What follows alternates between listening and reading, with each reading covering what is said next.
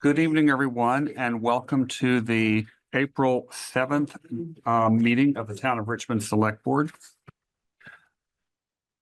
I apologize up front for our long agenda. We have gotten all the way down to letter Z in terms of alphabetical bullet points, but many of these are very short. So I'm hoping we will be out of here before Sweet Simone's opens in the morning. Is there any public comment from anybody present? Any comment on anything not on the agenda? Okay, seeing none. Are there any additions, deletions, or modifications to the agenda? Okay, seeing none. Our first item on the agenda is a reminder of the deadline and the process for applying to serve on town committees, boards, and commissions. The deadline for most committees to apply is April 9th, which is this Wednesday. Development Review Board applications are due by May 14th, so you've got about a month. And Water and Sewer Commission applications are due on May 30th. We expect that last opportunity to be highly contested. There is a link in the select board packet if you came here from the town website, or you can actually go to the town website and look under the link. Can I share? It'll be easier just to show people this, I think. Because we certainly don't want to make it any harder than it has to be. Okay, so if we are on the town website, and we go to boards and meetings, and we click on all committee and board members, you will see right here at the top a list of all the opportunities, commissions, boards, offices that are appointed. And there is a link to apply. You can download it and print it on paper, or you can simply click here. And the application takes all of about 30 seconds. And we would be very grateful for anybody who is willing to step up and help with town governance and administering various town programs. Okay. Our second item on the agenda, I can stop sharing now, is a public hearing for amendments to the flood hazard overlay district in the Richmond zoning regulations. And we have Planning Commission Chair Virginia Clark and Planning and Zoning Director Keith Oborn here. But before we can actually conduct the hearing, we have to open it. Would some member of the select board like to move to open? Okay, this is David. I move to open the public hearing for the consideration to amend the flood hazard overlay district in the Richmond zoning regulations. This is Bart. I will second that. Okay, we have a motion from David Sanders, seconded by Bart Hill, to open the public hearing for consideration to amend the flood hazard overlay district in the Richmond zoning regulations. Is there any discussion? Seeing none, please state your name and your vote. Adam, aye. Caitlin, aye. Bart, aye. David, aye. And Jay, aye. We are open. Floor is yours. Okay, well, thank you for having us here this occasion. I'll just very briefly go over what we're doing here.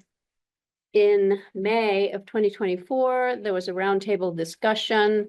The Planning Commission was asked at that point by the Select Board, if possible, to allow for the relocation of the playground structures and some other things up onto the plateau area where the band shell currently is. We used to call it the grassy knoll, but we abandoned that term because of its other implications. So we're calling it the plateau. So this was not currently allowed in our ordinance. So we were tasked with making it so, if possible. And the Planning Commission worked with the 3 Parks Committee, with the zoning administrator, the neighbors of the park, and also the FEMA gatekeepers at the Agency of Natural Resources to develop a strategy that was acceptable to all of those people, which turned out to be fairly difficult. That's fun. Yes.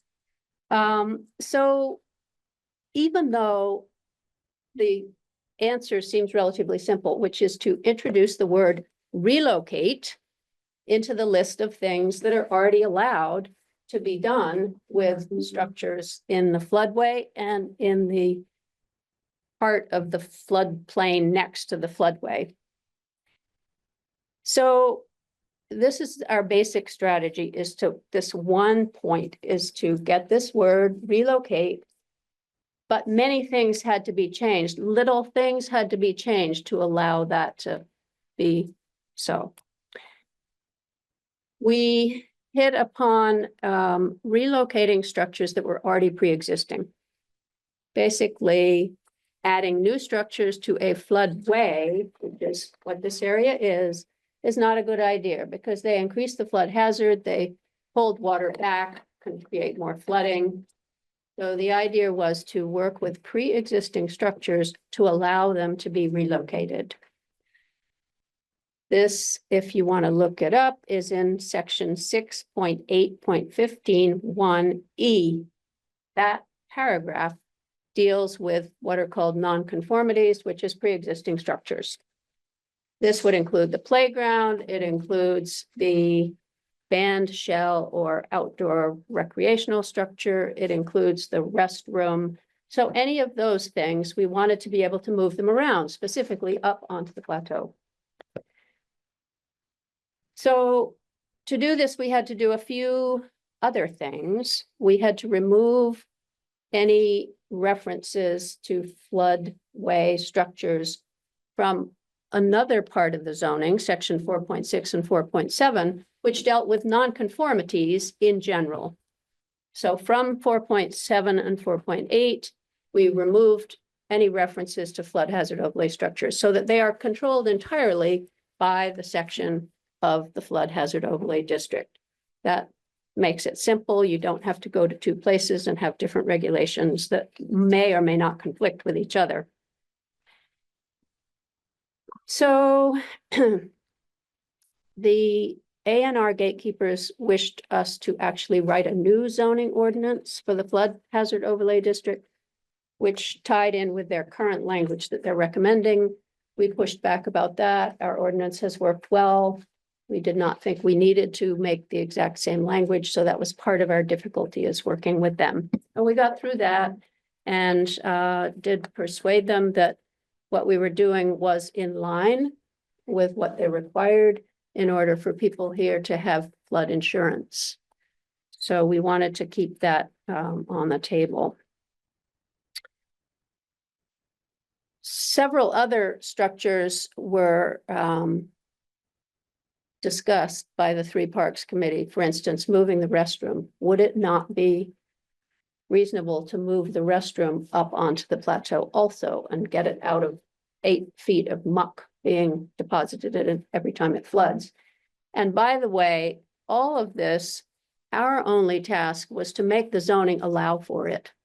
We don't know whether it's feasible, whether the community really wants it, whether there's money available. All of that is not really in our purview. We are just making it so that if that is desired and can be done, we have the zoning to back it up. So we can put the playground up onto the plateau. We can also repair or replace the band shell, because we're now calling it an outdoor recreational structure.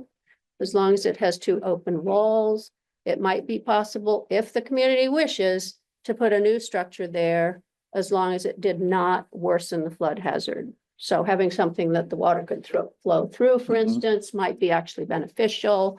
Or the current structure can remain.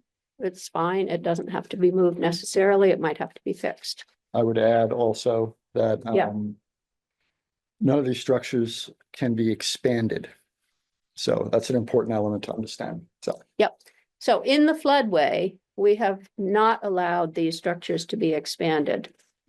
In the area of the floodplain that's outside of the floodway, up on Esplanade, other areas where there are already residences, we have not taken away the ability of people to work within the current document to expand or change their structures. So that was another one of our goals, is we didn't want to take away the rights of people who already lived in the area next to the floodway, but we were primarily focused on the floodway. So we had to divide up our non-conforming structures into two sections, one that's in the floodway, one that's out of the floodway, but it's still in floodplain. We have a category of temporary structures. This was to allow for things like new trash cans to be put in, or another flagpole, or lacrosse goals that aren't soccer goals, for instance. So that was one of the three Parks Committee's goals.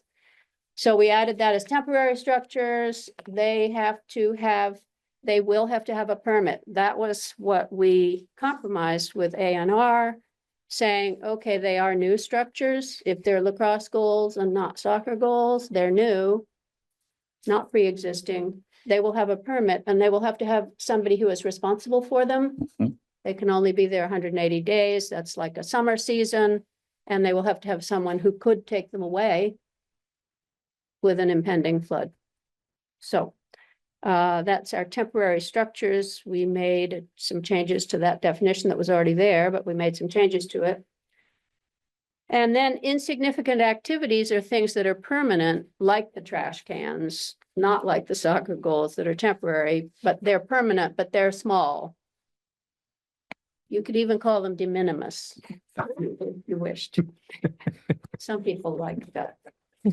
So insignificant activities, if they're already pre-existing, they don't need a permit. If you're going to have new insignificant activities like new picnic tables or something else that's insignificant but permanent, then you will also have to get a permit from the zoning administrator. The Three Parks Committee was not that pleased with having to get a permit, but they were okay with it in the end, and it made A&R happy.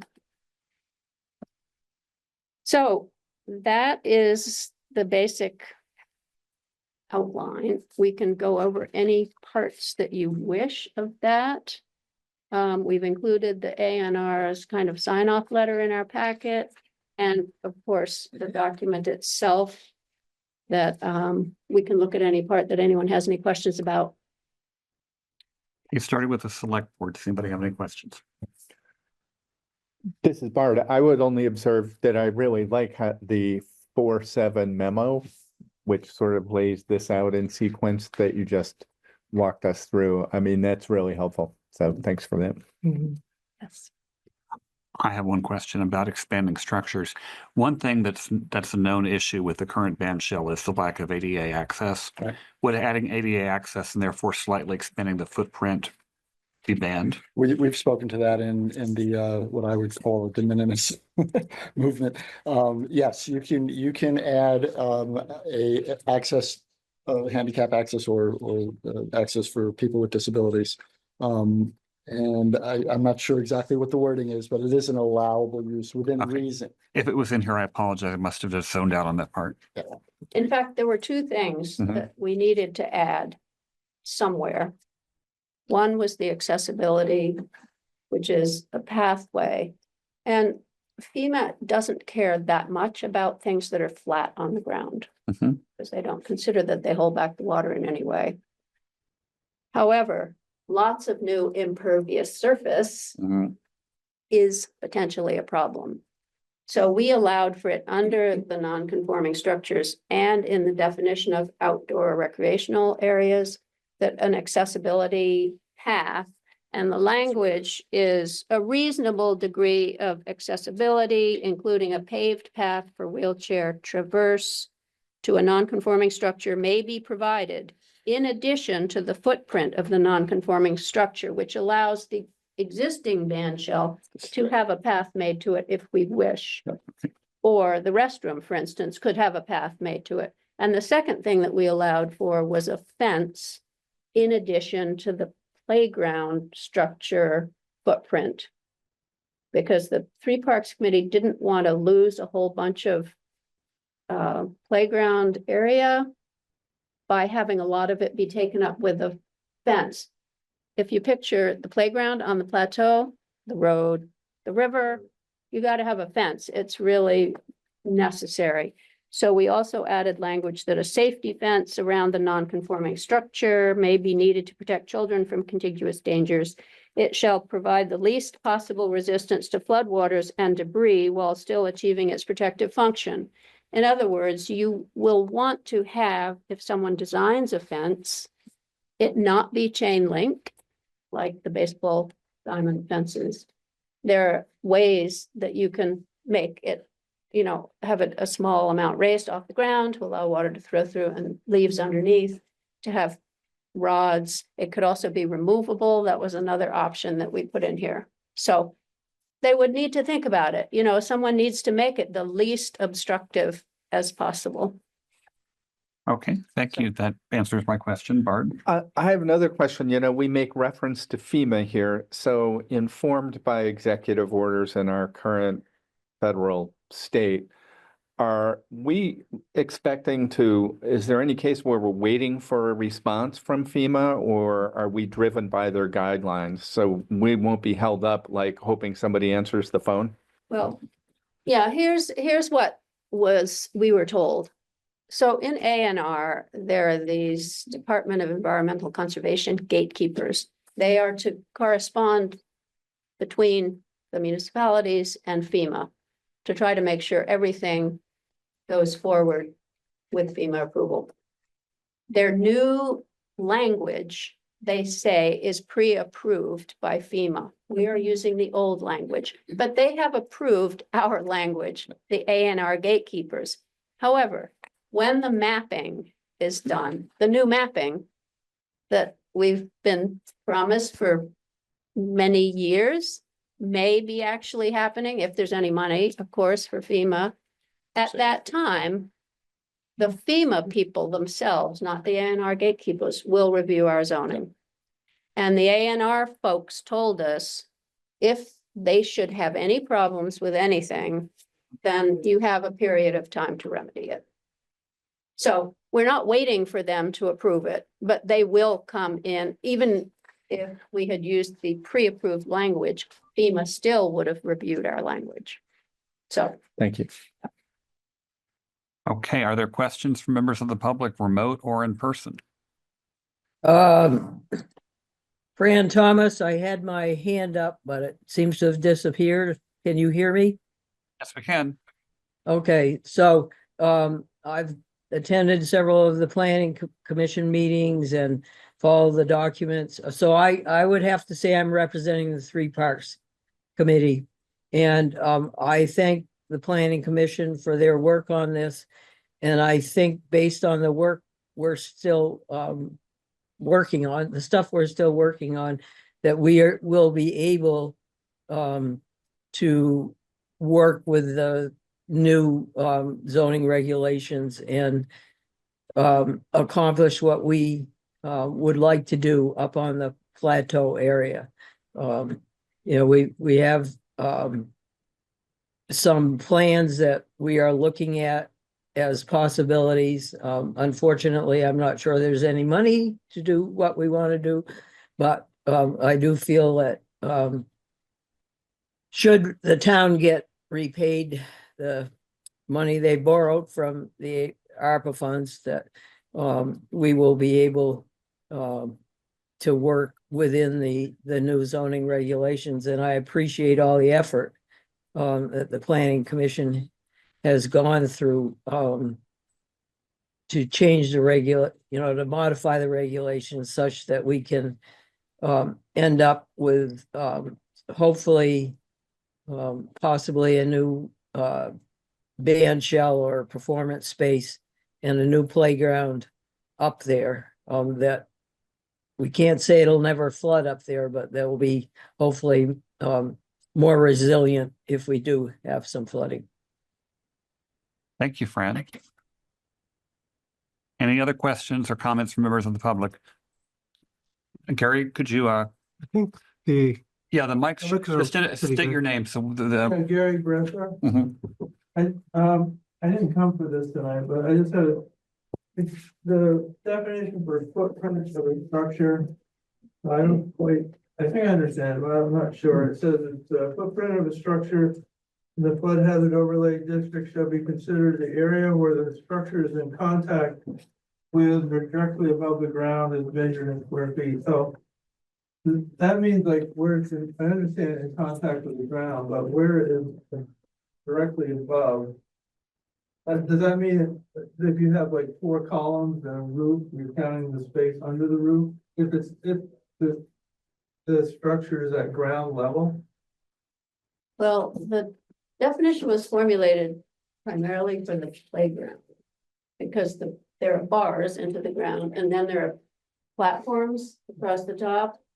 Maybe a foot up above, which are still considered to increase the flood hazard, that platform. Or a catwalk, a couple of feet above. So those are going to be considered part of the square footage. It's not just the poles in the ground, because if you put something slightly up off the ground, then it's still problematic. I saw an example, like the committee has 4 designs that they've gone in to help them with. So 3 of them are pretty much buildings on posts. Right. And 1 wall. And they're at ground level.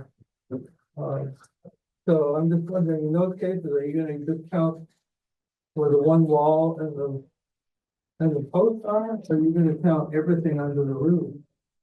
So Because there's it's no at ground floor? level, Is there no floor? so it's right even with the existing ground. But the floor is, there's a floor on the Yeah. ground. Yeah. So presumably under this definition, that would count as square footage. Okay, but and if it was grass, it wouldn't.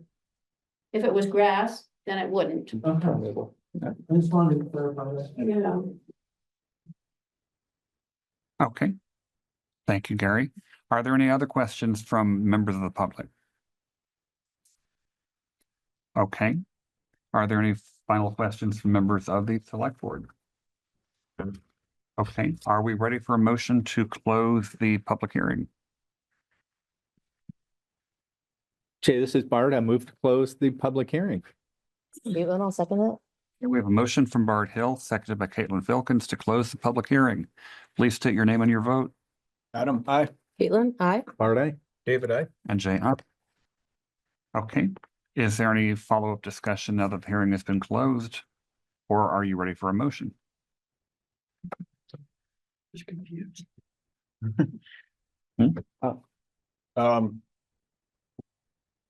Per 24 VSA 4442, I hereby move that the town of Richmond Select Board approve amendments to the flood hazard overlay district in the Richmond zoning regulations.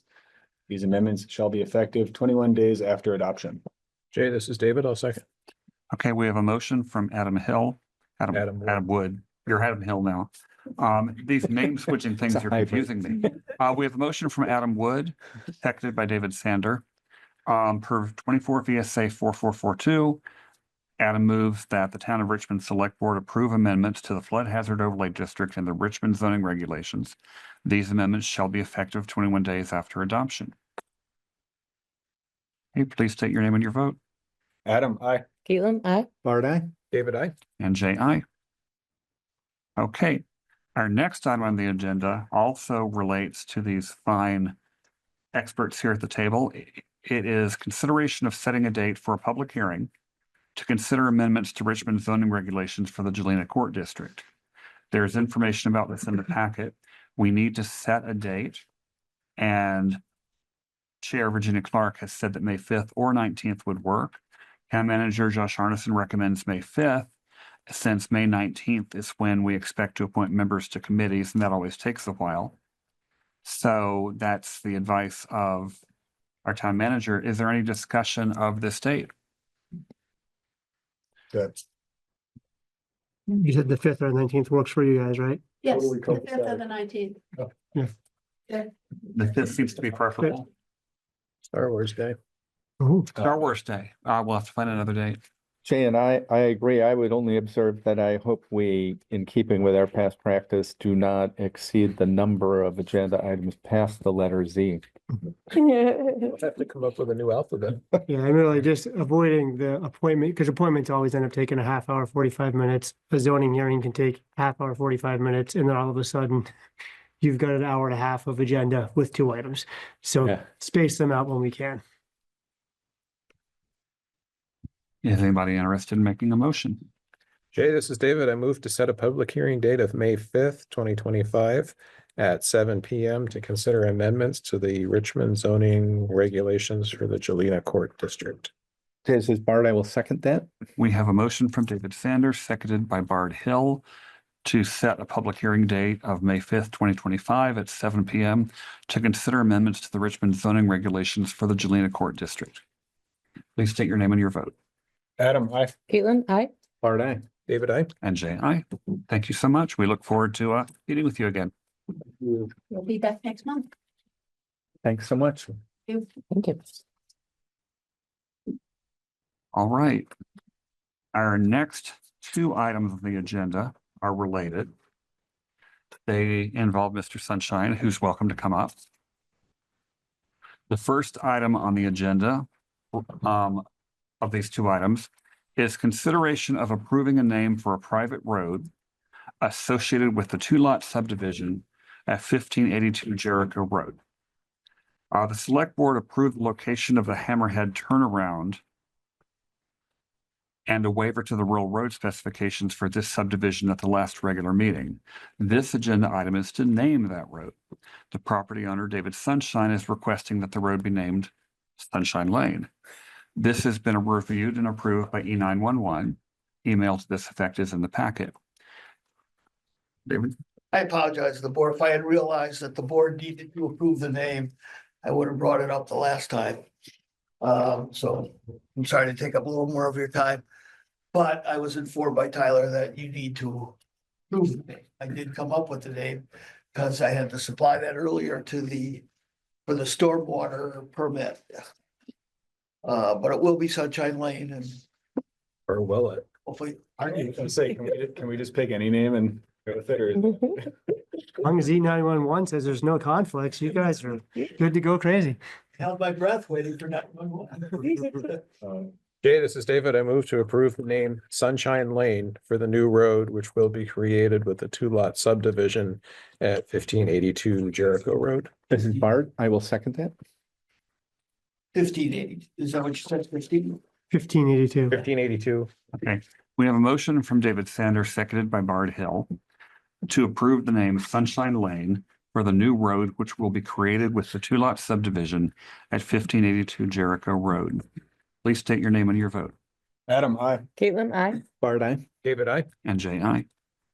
Thank you. Our second item that relates to this new road is consideration of approving a change to the location of the Hammerhead turnaround that was previously approved for the 2-lot subdivision at 1582 Jericho Road.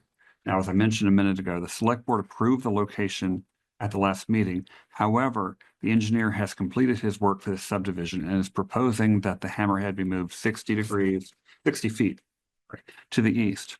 A letter from the engineer and updated drawings are in the packet. Mr. Sunshine is here to answer any questions. Do you want to add?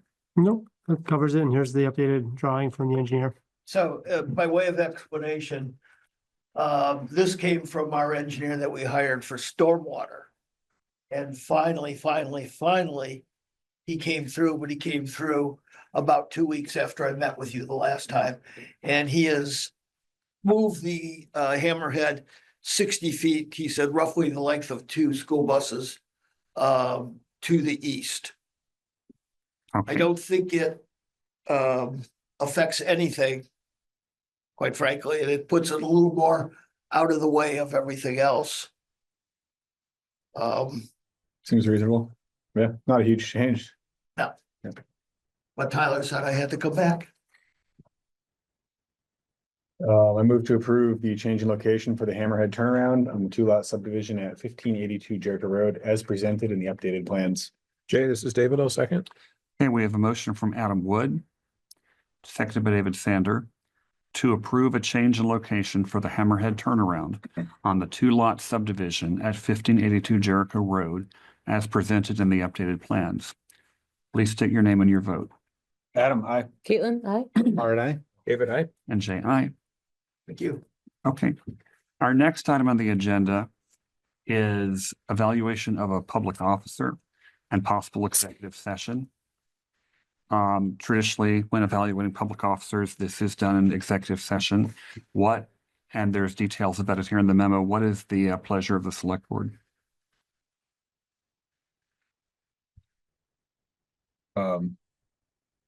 Guess executive session seems, Okay, there are two motions if we choose to do that, and if you'll note, there are two forms of the second motion. I would recommend we do invite Josh in, but that's just me. So you're free to make the first motion, whoever wants to do that. Jay, this is David. I move to find that premature public knowledge about the evaluation of a public officer would cause the town or person to suffer a substantial disadvantage. This is Bart. I will second that. Okay, we have a motion from David Sanders, seconded by Bart Hill, to move to find that premature public knowledge about the evaluation of a public officer would cause the town or person to suffer a substantial disadvantage. Please state your name and your vote. Adam, I. Caitlin, I. Bart, I. David, I. And Jay, aye. Okay, and then there's a second motion. Jay, this is Caitlin. I move that we enter into executive session to discuss the evaluation of a public officer under the provisions of 1 VSA 313A3 and invite Development Review Board Chair David Sunshine and Town Manager Josh Arneson into the executive session. Jay, this is David. I'll second. We have a motion from Caitlin Filkins, seconded by David Sander, to enter into executive session to discuss the evaluation of a public officer under the provisions of 1 VSA 313A3 and to invite Development Review Board Chair David Sunshine and Town Manager Josh Arneson into the executive session. Please state your name and your vote. Adam, I. Caitlin, I. Bart, I. David, I. And Jay, aye. We will be meeting in the kitchen because there's people in the next room. I am not logged into the meeting. Okay, good. It is Okay. good. So thank you, everybody, for your patience, both here in the room and online. We are out of executive session and are prepared to move on here as soon as we're all back in our seats with our next agenda item. Brief for the good of the order. Has the train come by yet? It has not. What time were we expecting it? You need a coaster? Mary said we're missing coasters. There's one. I don't know. We had more than we currently. Sure. There you go. Thanks. So somebody might need that. Who's gonna come up to the table? Still to that level yet. Okay. So actually, any second. Yeah, I'll see. Okay. Thank you all again. We are back in public hearing, public committee, public session, I guess I should say. Our next item involves you. It relates to the ladder that is in place to allow people paying Umiak outfitters for tubing and so forth to exit the river in a safe way without damage to the riverbank. And could you give us a little more background? Be here in 10 minutes. Okay, sure. So the ladder was donated by Umiak to the town in 2023. I don't think we ever installed it because of the flooding in 23, but the idea was that Umiak didn't want to assume responsibility for non-customers using the ladder. After consulting with our legal counsel and Umiak's legal counsel, the idea was, well, the town has bridges and other things on the trails. If we accept the ladder, then everybody can use it. The town accepts the small risk that would be there. So then in 2024, Umiak came before the board to ask to install the ladder and continue to use it for their customers in 2024. We have a zoning permit, that's all set. The agreement with Umiak last year was basically that their customers could utilize the ladder during the tubing season. They're coming back here to reinstitute that agreement because it was a one-year agreement. They want to have it re-up for 2025. They've also asked to be able to use the parking lot to park a trailer during the daytime hours, not overnight, I think for their tube returns, which I added into the agreement. And then we also added a thing about signage to direct customers to use the proper trail. So remember, I don't think last year there was an issue, but I think in years prior, there'd been an issue with customers using trails that weren't approved because they sort of look like trails. And the Trails Committee came and said, we want to keep them focused on the trails that are approved. So just put some signs up to direct those customers there. So Right. same agreement as last year, just with the trailer and some signage for the trails. Okay. Art. So I'm only gonna assume, Steve, like if the river's gonna flood, you're probably not gonna leave the trailer there. Well, the trailer will only be there during the daytime, never overnight, so it comes into the day and leaves, and if there's flooding, we better not be there. And we try to be as attentive as anybody to what's happening with the water level, so we're ahead of it every time. So as Josh stated, the changes are signage and allowing the trailer, and we've just reviewed, trailer won't be left there to float down the river. Did you want to add anything else, or? We asked to put the trailer as far in the back corner as possible out of everybody's way, but we're just, whatever the best location is that the town deems, we're open to that. We did do signage last year, and we'll continue to make sure we have good signage and really educate the folks before they go. And we'll be doing, we pull the ladder up for the town anytime there's high water, chance of flood. It got pulled up a bunch last year. Really? And yeah, and we'll inspect it and make sure it's in great condition and safe for everybody, townsfolk as well as Umiak customers to utilize. Thoughts? Are we ready for a motion? Jay, I move to approve the agreement for facilities use between the town of Richmond and Umiak presented. Caitlin, I'll second that. We have a motion made by David Sanders, seconded by Caitlin Filkins, to approve the agreement for facilities use between the town of Richmond and Umiak as presented. Any further discussion? Please state your name and your vote. Adam, I. Caitlin, I. Art, I. David, I. And Jay, aye. Thank you so much, Steve. Look forward to seeing you out there. Thank you. Okay. Our next, oh boy, I love this one. Our next bullet point is update on advocacy organized by the Vermont League of Cities and Towns for the legislative process regarding 3-acre stormwater permit and consideration of a select board member providing testimony to the Senate Natural Resources Committee. This is tomorrow, right? Well, according to their update, it looked like there's some testimony tomorrow. When I talked to Josh Hanford, the contact of VLCT, he said that they were looking for names sometime this week for testimony. So I think if there's anybody from the board who'd like to testify, we can give that name to Josh and connect you with him tomorrow. Hopefully you're not testifying tomorrow. It sounds like there is some testimony tomorrow, but I think there might be, according to Josh's email from last week, I think there's still some time for some testimony. Now, is this intended to be in person or is there a Zoom? I'm not sure anymore. I think it's sort of a hybrid, but I can't confirm. Caitlin? I just want to state out loud, in terms of the ethics policy, I am directly affected in Southview neighborhood by the stormwater rule. Thank you for So stating you will that. not be testifying as a representative of the select board. I don't think, Makes sense. And I think that they do have a resident who yes. I think was gonna testify, and it already has actually. Sir, you've got your hand up. Yes, Doug Thompson. I live in the Southview neighborhood. And so there's 3 people from Southview testifying Wednesday morning at 9 a.m. So it's myself and Sarah Heim and Paige Kalita, who was testifying Before, previously. yep. So I think there's still an opportunity for a select board member to join in as well. It's not, so to answer your question, it's not tomorrow. And it's also, you can Zoom in? apply online. There's a Zoom call. Well, the reason I'm saying tomorrow is because that's what they said at 1 o'clock today during a VLCT session. Yeah, there is something going on tomorrow, but Yeah. I know we've been asked to testify on Wednesday. So I think it might be multiple days, because I said Yeah, the same sounds like- update. yeah. I think It's you that tomorrow way. through the 11th or Yeah. something. Yeah. But I don't know. I'm just checking my calendar for tomorrow. Well, I think it's a wild card about when then. Is it tomorrow, the next day, later this week? If I can describe briefly, I joined the VLCT, what do they call it? Advocacy Day. There's like, they tend to do them twice a month. And I joined, it's typically an hour. They have a list of things. They talked about 3 or 4 other things. They did not talk about this one until I brought it up in the chat of the Zoom meeting. Hey, we're going to talk about the 3-acre rule.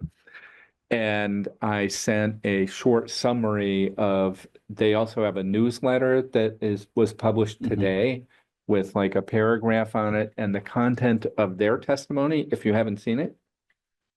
So this is VLCT's testimony on the behalf of different towns.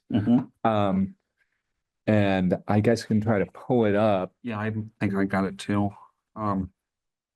If you haven't signed up for the VLCT newsletters, they're well worth doing so, especially as Bard mentioned. The hour calls basically say where do we stand and give you a direct chance to ask questions. So here's what they put. Actually, I will have to join the meeting again. I jumped out. Oh, it's not popping up here, but Let me rejoin the Zoom and then I'll share it. Do we have any insight on what the format is for the testimony? It's like a set time? Like, just broad testimony about the three. I've seen it take many forms. I've seen state departments show up with PowerPoints, right? And walk through the PowerPoint. I've seen citizens just show up and talk extemporaneously. I've seen citizens show up with PowerPoints. I've seen everything from 5 minutes to 20 minutes, and part of that depends on the committee chair, how much time they have and how much they want to give to different individuals. Okay, so, Jay, oh, I'm sorry, go ahead. One other comment. Sarah, I and Paige are trying to get together with Josh Hanford, the LCT, tomorrow at noon. Just to talk about our testimony. So right now, we don't have any guidance on format or what we're supposed to speak. Gotcha. Just names on the list. So I don't know if it makes sense if someone, if the select board wants to join in that conversation as well. let me jump to the highlights of what they said. On Tuesday, April 8th, the VLCT advocacy team will testify on H481 and ask that the Senate take further action to, they have 4 bullets, allow costs to be a factor in determining the feasibility and approval of engineered treatments. 2, allow municipalities to separate publicly owned facilities such as town roads from private parcels under the permit.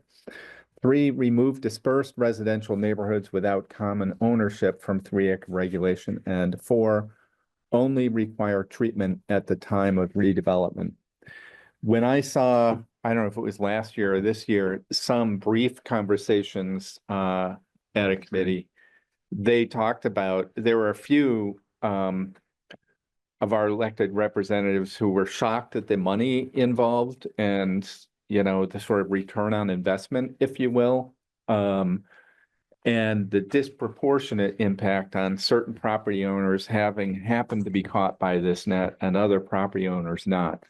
So it's a wild card what they want. It was clear, it seemed clear to me that the executive branch was kind of interested in pushing this on the town. So you guys take it over, you solve it, like throw it at us and then step away. And it would appear the legislature may not take the same approach. I know there are state employees who said it's no problem, just charge the local residents, and sort of gloss over what does charge the local residents mean and what is the legal vehicle by which you would do that. When you get into like easements and stuff like that, it just glossed over all sorts of mechanics, I thought personally in an unacceptable way. So I think this is all still in play. It started, as I understand it, in the fall, late last calendar year of, oh, let's just extend the timeline. But extending the timeline doesn't at all address the core issues that have been identified, like here today. Well, for what it's worth, if the testimony were to happen tomorrow, my calendar tomorrow is full of meetings I can skip out on and would be glad to. My Wednesday calendar, I have something at noon that I prefer not to miss, but if I can reach out to Josh tomorrow, first thing, and then join you guys at noon, and then we'll see what happens on Wednesday. But I just want to call out to everybody watching at home, what I've got up here on the screen, what the committee has already heard. They've already heard from the Public Works Assistant Director for Williston and the Public Works Director for Stowe. And I'm reading the paragraph here for you. they articulated the many challenges that all municipalities face in navigating the 3-acre permit requirements, including capacity, liability, and the double permitting of some town highways which are roped into 3-acre sites. Harry also walked through a Stowe site map, which illustrates the arbitrary nature of the state regulation, whereby some adjacent condo developments are in and others are out. For those residents who are included, the treatment costs will be exorbitant, up to $112,000 per acre. That's insane. And that point cannot be brought home enough times because I'd be insulting you to have to act like that had to be explained. It's terrible. It's ridiculous. It's encumbering your title until this is taken care of. And it's putting a huge financial burden on randomly chosen people. And that's just not right. So if the people, the legislators sit through all this testimony and say, we're good, then they clearly lost their minds. So I will reach out to Josh in the morning. I know Josh and not you, the other one. Hanford, yeah, you got an email. Yeah. Great. Cool. In the memo, we had a sample motion, but I don't know that we really need the motion unless, okay, let's I just. think skip it's that. consensual. Yeah, I don't see it. Okay, Kevin, go ahead. Kevin, you're muted. Yeah, I'm unmuting now. Okay. Hear you now. Okay. Thanks. Well, I'm not have anything to say specifically about the representation of select board, or that I'd like to see it at the meeting. I did want to bring up a question. I have sent a letter to the assessor in the town about the stormwater permit and the impacts it may have had on property value. That was back in January. It's taken me a month to get her to talk to me on the phone.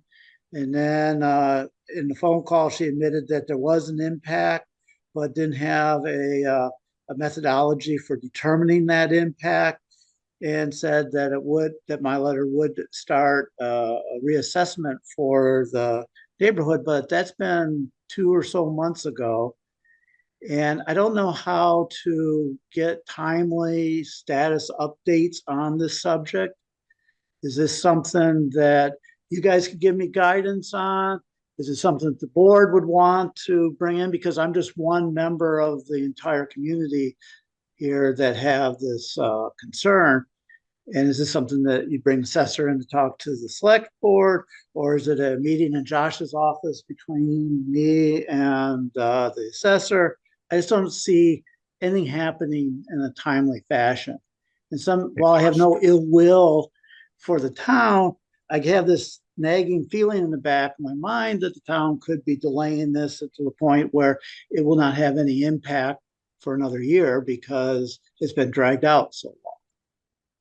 Yeah, so Kevin, this is Josh. I know Lisa, the assessor, talked to me about this month or maybe more ago. And she was trying to figure out just what to apply to each property and what estimate should we use, because we don't have anything real number wise for Southview. So I know she was working on it. I will talk with her this week to try to find out where she's at. And then hopefully I'll ask her to get back to you specifically. And if the board would like to hear from her as far as what her thoughts are with assessment and adjusting property values, we can bring her in for that. So this is Bart.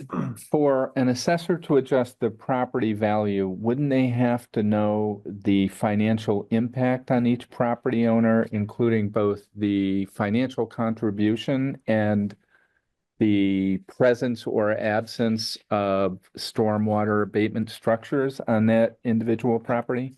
Aren't those the things that would impact property value? So I did talk to her about that. What I brought up was the example that if anyone goes to sell their property, the buyer would definitely demand some type of compensation to cover these expenses, even if those costs have not been set, that they would put a lien or something towards the, put money in escrow towards the covering of those expenses. And so somehow a number would be derived. So I feel that there is an impact there, whether you know what it is or not. Well, I think it's a question of what does the assessor know? And I hate to say this, but it would seem at the moment not much. She said that she'd have to wait until a house actually sold in the neighborhood to determine what the value is. A benchmark. And I don't Okay. think that that's a necessary thing, because if someone were to buy the house, they will go through this and they will come up with a number. And I think that, and I gave her multiple ways of dealing with this. I mean, you could take that $112,000 per acre that you heard about earlier, that Jay just talked about, and multiply that by our 9 acres and divide it by 44 or 48 homeowners and get a number that way. So I'm struck, this also, wouldn't flooding impact the value of property?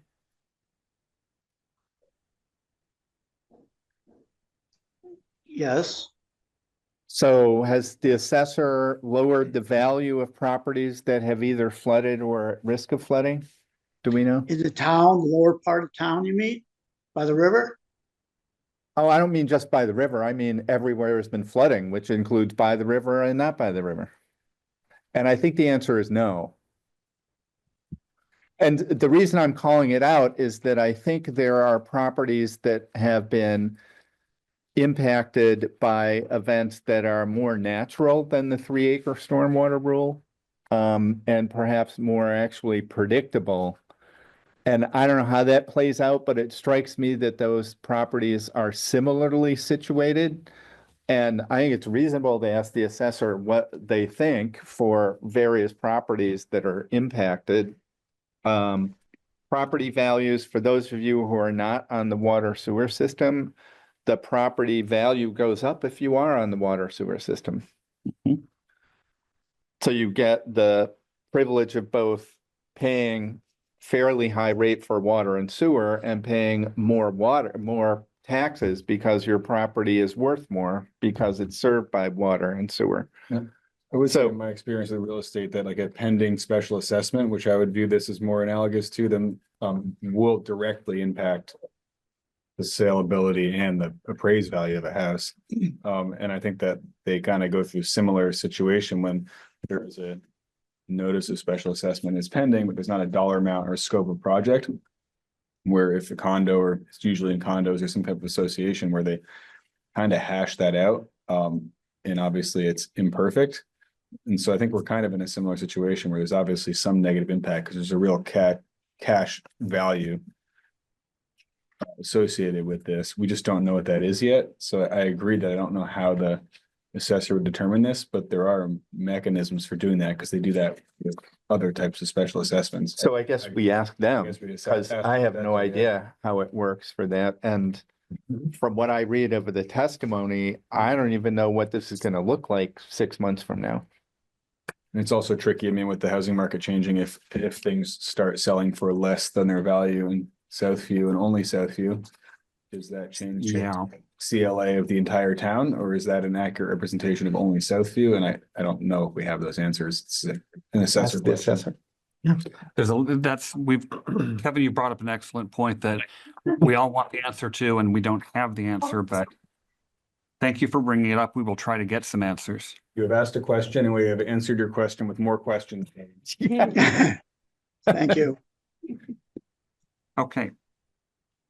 Our next item of the agenda is review of the Highway Department Summer Work Plan. We have our legendary highway foreman here, Mr. Pete Goslin, who will review the summer work plan, which is also in the select board packet on the website and hopefully in your laptops. So Pete, take it away. I like the word legendary. The last few years. have Before we certainly begin, I challenged just want to thank you for all the maintenance on Kenyon Road this year. It's noticed and appreciated. Yeah, I graded the lower section today. We're in really good shape this year. Our roads have held up great. Barring no floods. Yeah. Summer work plan. So this year, weather depending, of course, we're going to try to have a fairly normal season. Right now, March, we just finished all our townwide brush cutting. That's been completed. We are currently grading and shaping all our dirt roads. They will be completed by the last week of April. Everything will be fine graded and ready in good shape. We have the Vector scheduled for the 23rd of April to come in and do all the storm drains. And the sweeping will start next week. All the village streets and developments are on next week's schedule. Let's see, moving into May, we typically do all our line striping. We try to get it before Mother's Day if we can, or sometime, you know, depending on the weather, but get all the crosswalks, all the parking stalls, the 6 speed humps on Cochrane Road. And then we put up our flags for the whole summer. We have all new flags for this year to put up. And we're going to do the fiscal year 24 gravel plan, which obviously we couldn't do last summer. Needs to be done by June 30th. And that's all of Kenyon Road and a top coat on the Volunteers Green Loop Road. A lot of that got washed out in the last 2 years. Moving into July, we typically split our vacations the first couple of weeks with the crew. So half the crew's off, half the crew's on. So we still have coverage. We start roadside mowing in the month of June. Excuse me, I missed that. And that goes for 3 months. With that, one person stays dedicated in the roadside mower. And once we move into July, we're going to go back to East Main Street sidewalk project and pull the rest of that asphalt, the existing asphalt sidewalk out, prep the sub base, and then we're going to get a concrete contractor in to pour all new concrete sidewalks, both the north and south sides of that. The reason we had to push that to July is obviously, which we all know, we've expended all our monies. We've used all our reserves. And the stormwater money that we had sitting in this fiscal year 25 pot got used for Tilden Avenue, which is another project we're going to discuss after this, award a contract. Moving into August, grading and shaping of the dirt roads is as needed. We apply chloride as needed. Every month, it could be 2 roads, it could be 4 roads. It depends how rainy it is. So that's just constant road maintenance. Roadside mowing continues through the month of August.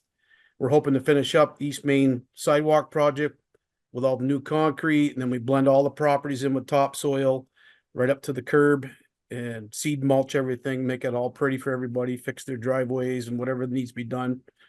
We now have enough reserve money in our guardrail reserve to finally replace the guardrails in Southview, at least up to the old Jericho Bridge. So I'll work on getting a bid together for that, like in June or July for August, and then we'll do the actual removal of the steel rail and prep the shoulders for the new guardrail. That'll save us a lot of money. We can do that part ourselves. We were awarded the Better Roads grant a year ago for the last segment of Snipe Island Road. As you know, the last 2 years, we haven't been able to take on any additional work. We did get an extension, I think, to the end of September 30th. So we're going to try to get that finished up and get that done. That's about a week and a half to 2 weeks, I think, total. At that point, we start hauling in sand, preparing our sand pile for winter months. October, so where I said what I put in here, install new drainage system on Tilden Avenue to handle the runoff from the Jericho Road. So this is at the intersection of the Tilden Avenue path, Millette Street, and Tilden Avenue. There's a stream channel that comes down from Jericho Road that goes through a bunch of sumac and a bunch of underbrush. And every time we get a hard flow, it picks all that debris up and plugs the inlet of the underground storm drain system, thus leaving us a flooded Millette Street and Route 2 and everything else. So Tyler Billingsley, our engineer, and myself have been working with the landowner about, trying to get an easement to go in there and actually clean that channel out, open it up, and armor it all in stone with some check dams. And so we'll have some maintenance points to clean debris out. And this will slow the flow down. It'll give it plenty of space to enter the underground system, and it won't bring all that debris in there. So that's a worthwhile project to do. Again, we can do that ourselves. Let's see where we at here. It's still in October, so we'll get our stockpile put back up, get that finished up for the winter sand. We'll put up a small pile of gravel to have for mud season, which is typically in the spring, but also for winter maintenance. If something comes up where we got some spots washed out or something, we always have to have a little bit of gravel on hand. do the final grading and chloride of the roads, before all the leaves drop late October. Then we go in, we winterize the concession stand, we prepare the volunteers green for winter, meaning we remove all the garbage cans, anything that can float away. As we know, that's happens a lot. And we get all our trucks and equipment switched over for winter, putting all the plow frames on, getting all the hydraulics hooked up, the wings, whatever they need, the sanders in the smaller trucks, getting ready for snow. So puts us into November. November's an iffy month. We'll patch up anything that's left. Any projects that haven't been finished, we'll finish them up. We'll take the flags down after Veterans Day. And, you know, typically before Thanksgiving, we're plowing snow and putting the salt down. That's just pretty typical. Contracted items this year right now is just the paving. I had line striping in there, and that was one thing Josh and I talked about. We did the fog lines last year. Something to consider, maybe doing one more fog line. I'm thinking Jericho Road would be a good candidate for the fog line, but that's getting paid this year. So it would be nice to have that looking good, but that's again, that's up to you guys if you think that's something we should do. If not, fog lines recommended every 2 years because they're edge of road. They don't wear off as easy as a center line. So we could probably skip that this year and just build that reserve a little bit more for line striping of those. That's kind of it in a nutshell. We'll be starting a 10-hour work schedule on the 17th of this month, going to Monday through Thursday, 6 a.m. to 4 p.m. And then we take the 3-day weekends. That also allows for, if something happens, we have Fridays available to take care of things. Last year, obviously, that schedule got thrown out the window with the weather. So we worked right up till Christmas, getting roads put back together. So I just don't want to see that again. 2 years in a row is too much. Okay, Pete, thank you so much. I have a question for you and for Josh. A year and a half, 2 years ago, we held a meeting here specifically on the subject of the traffic in the Bridge Street corridor. And we had a lot of people interested. We talked about doing things like putting stuff in the middle of the crosswalk by Sweet Simone's to make it more obvious that there is a crosswalk there.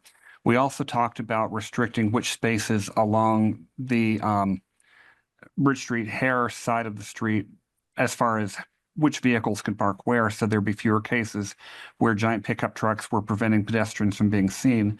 I asked Josh about a year ago, so what's come of all that? And he said, well, there was this flood.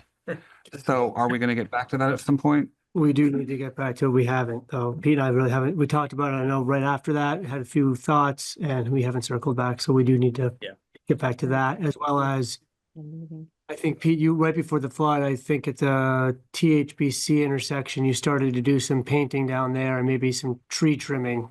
I think you got a couple of things painted, so we need to circle back on that as well. Yeah, we'll add those stop bars back in. Also, we're going to be adding the no parking zone on Route 2. Yeah, that just got approved today. That just got approved between the Richmond Family Medical Center and Umiak. I guess it's Umiak there. So to be clear, it's not a new no parking zone. We're going to add the stripes to further delineate that it's more obvious that it's no parking. Right. But yes, that's happening. I saw the permit today for that, so. Yep, so did I. Are there questions from members of the select board about anything Pete shared? Any questions from the public?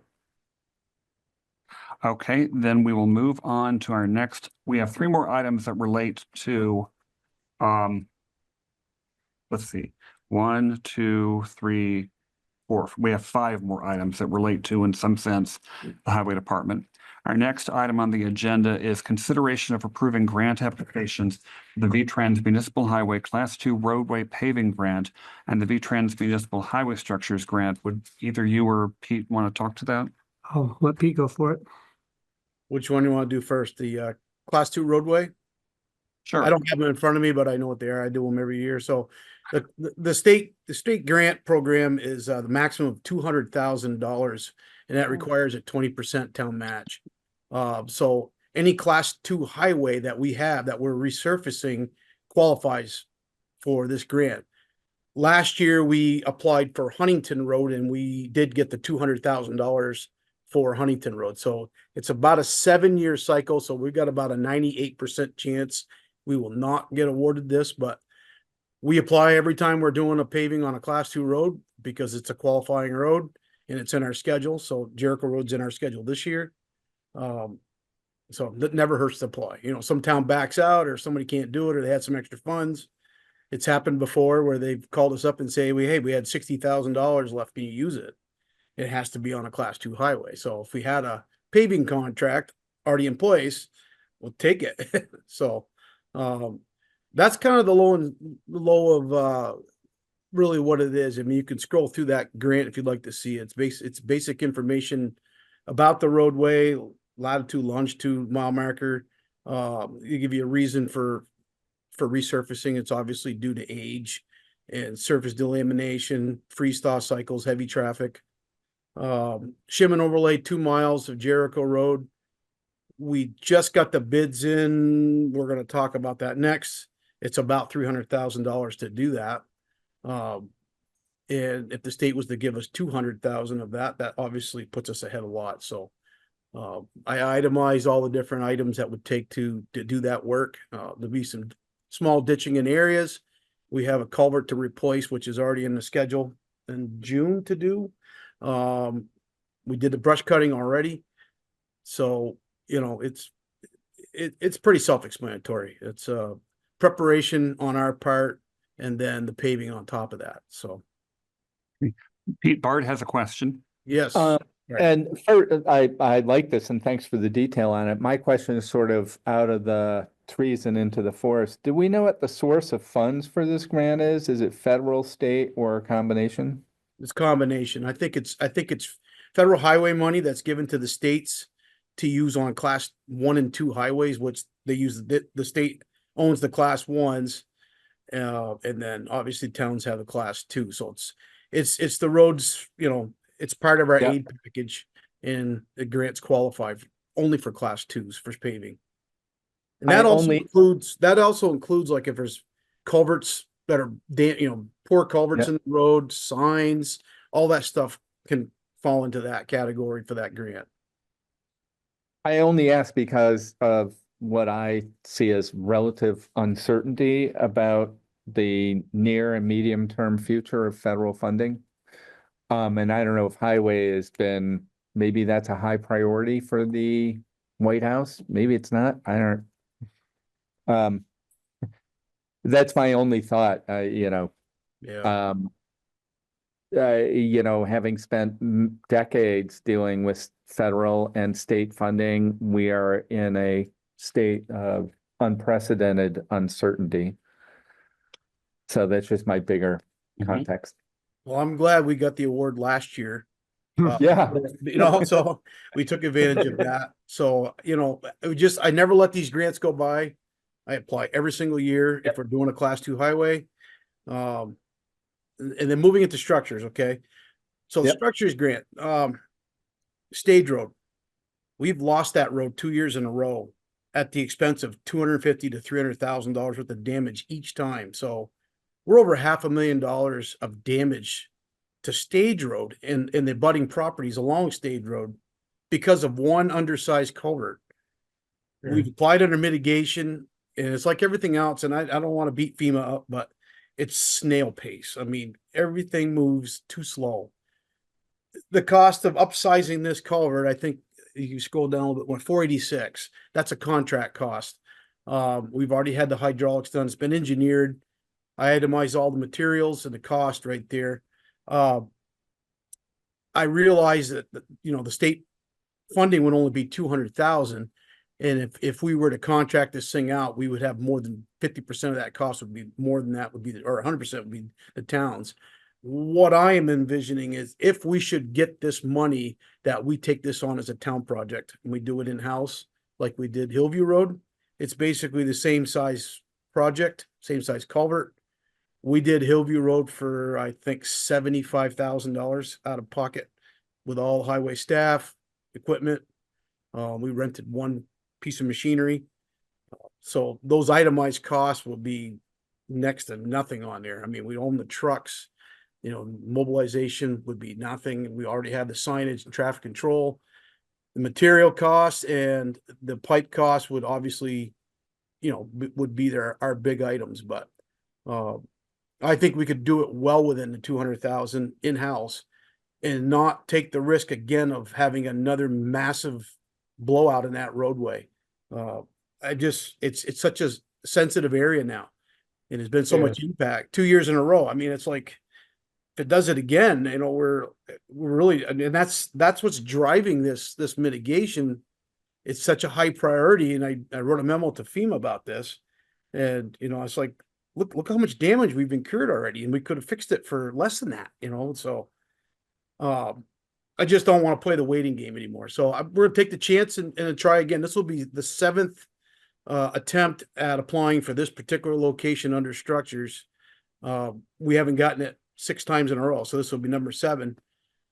So there's a possibility, if you read what I put in the grant about the amount of damage that's happened to that road 2 years in a row, it puts it at a very high priority for us to get it resolved. Let's see if we can find it here. Yeah, under the problem right there, you can read it. So you can read it to yourself, but Yep. so that was my thought. I mean, if we were to get this grant for 200,000, we'd make it an in-house project. Or because I don't see the town having another $280,000 laying around to add to this. And then we could make this like, you know, I got 24 months to do this.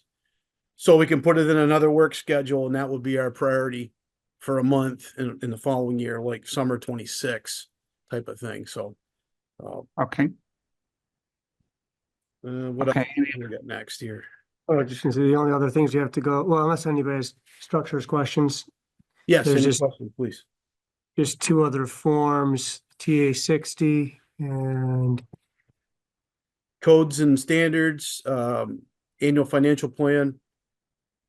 so these just have to be approved and signed by the select board. I think the TA 60 is basically showing that we spend at least $300 per mile of road, which we spend far more than that in the budget. So that's just a certification of that. And then codes and standards, we actually just redid this last month. Reapproved the codes and standards for March 3rd, 2025. So those are just 2 forms the board also has to approve with the submittal of the grants. Move to approve form TA 60, the certificate of compliance for town, road and bridge standards, and to apply for the structures and highway paving grants, and to name Pete Goslin as the grant program manager. Jay, this is David. I'll second. We have a motion from Adam Wood, seconded by David Sander, to approve Form TA 60, the certificate of compliance for town, road and bridge standards, and to apply for the structures and highway paving grants and to name Pete Goslin as the grant program manager. Seeing no further discussion, please state your name and your vote. Adam, I. Keelan, I. Art, I. David, I. J.I. Okay, our next item is perhaps a little simpler. It relates to approving a contractor for the Tilden Avenue Stormwater Project. We are trying to replace an aging stormwater pipe on Tilden Avenue. It originates on private property. It's part of a century-old combined stormwater and sewer system installed by the town.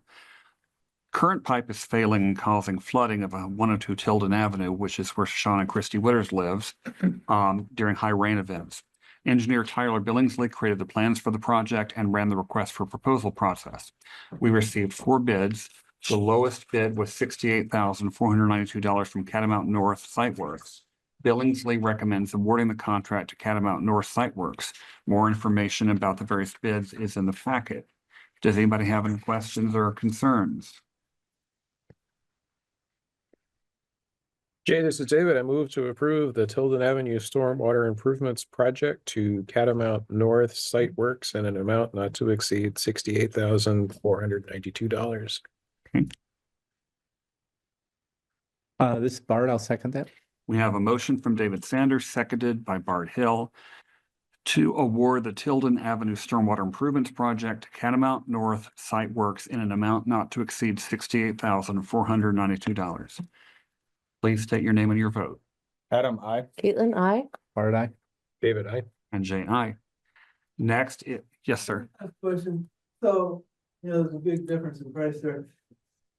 Are these bidders pre-qualified in any way? Yeah, between Pete and Tyler, they have specific contractors that they reach out to specifically for this. And then there's a pre-bid meeting on site that they have to go over it.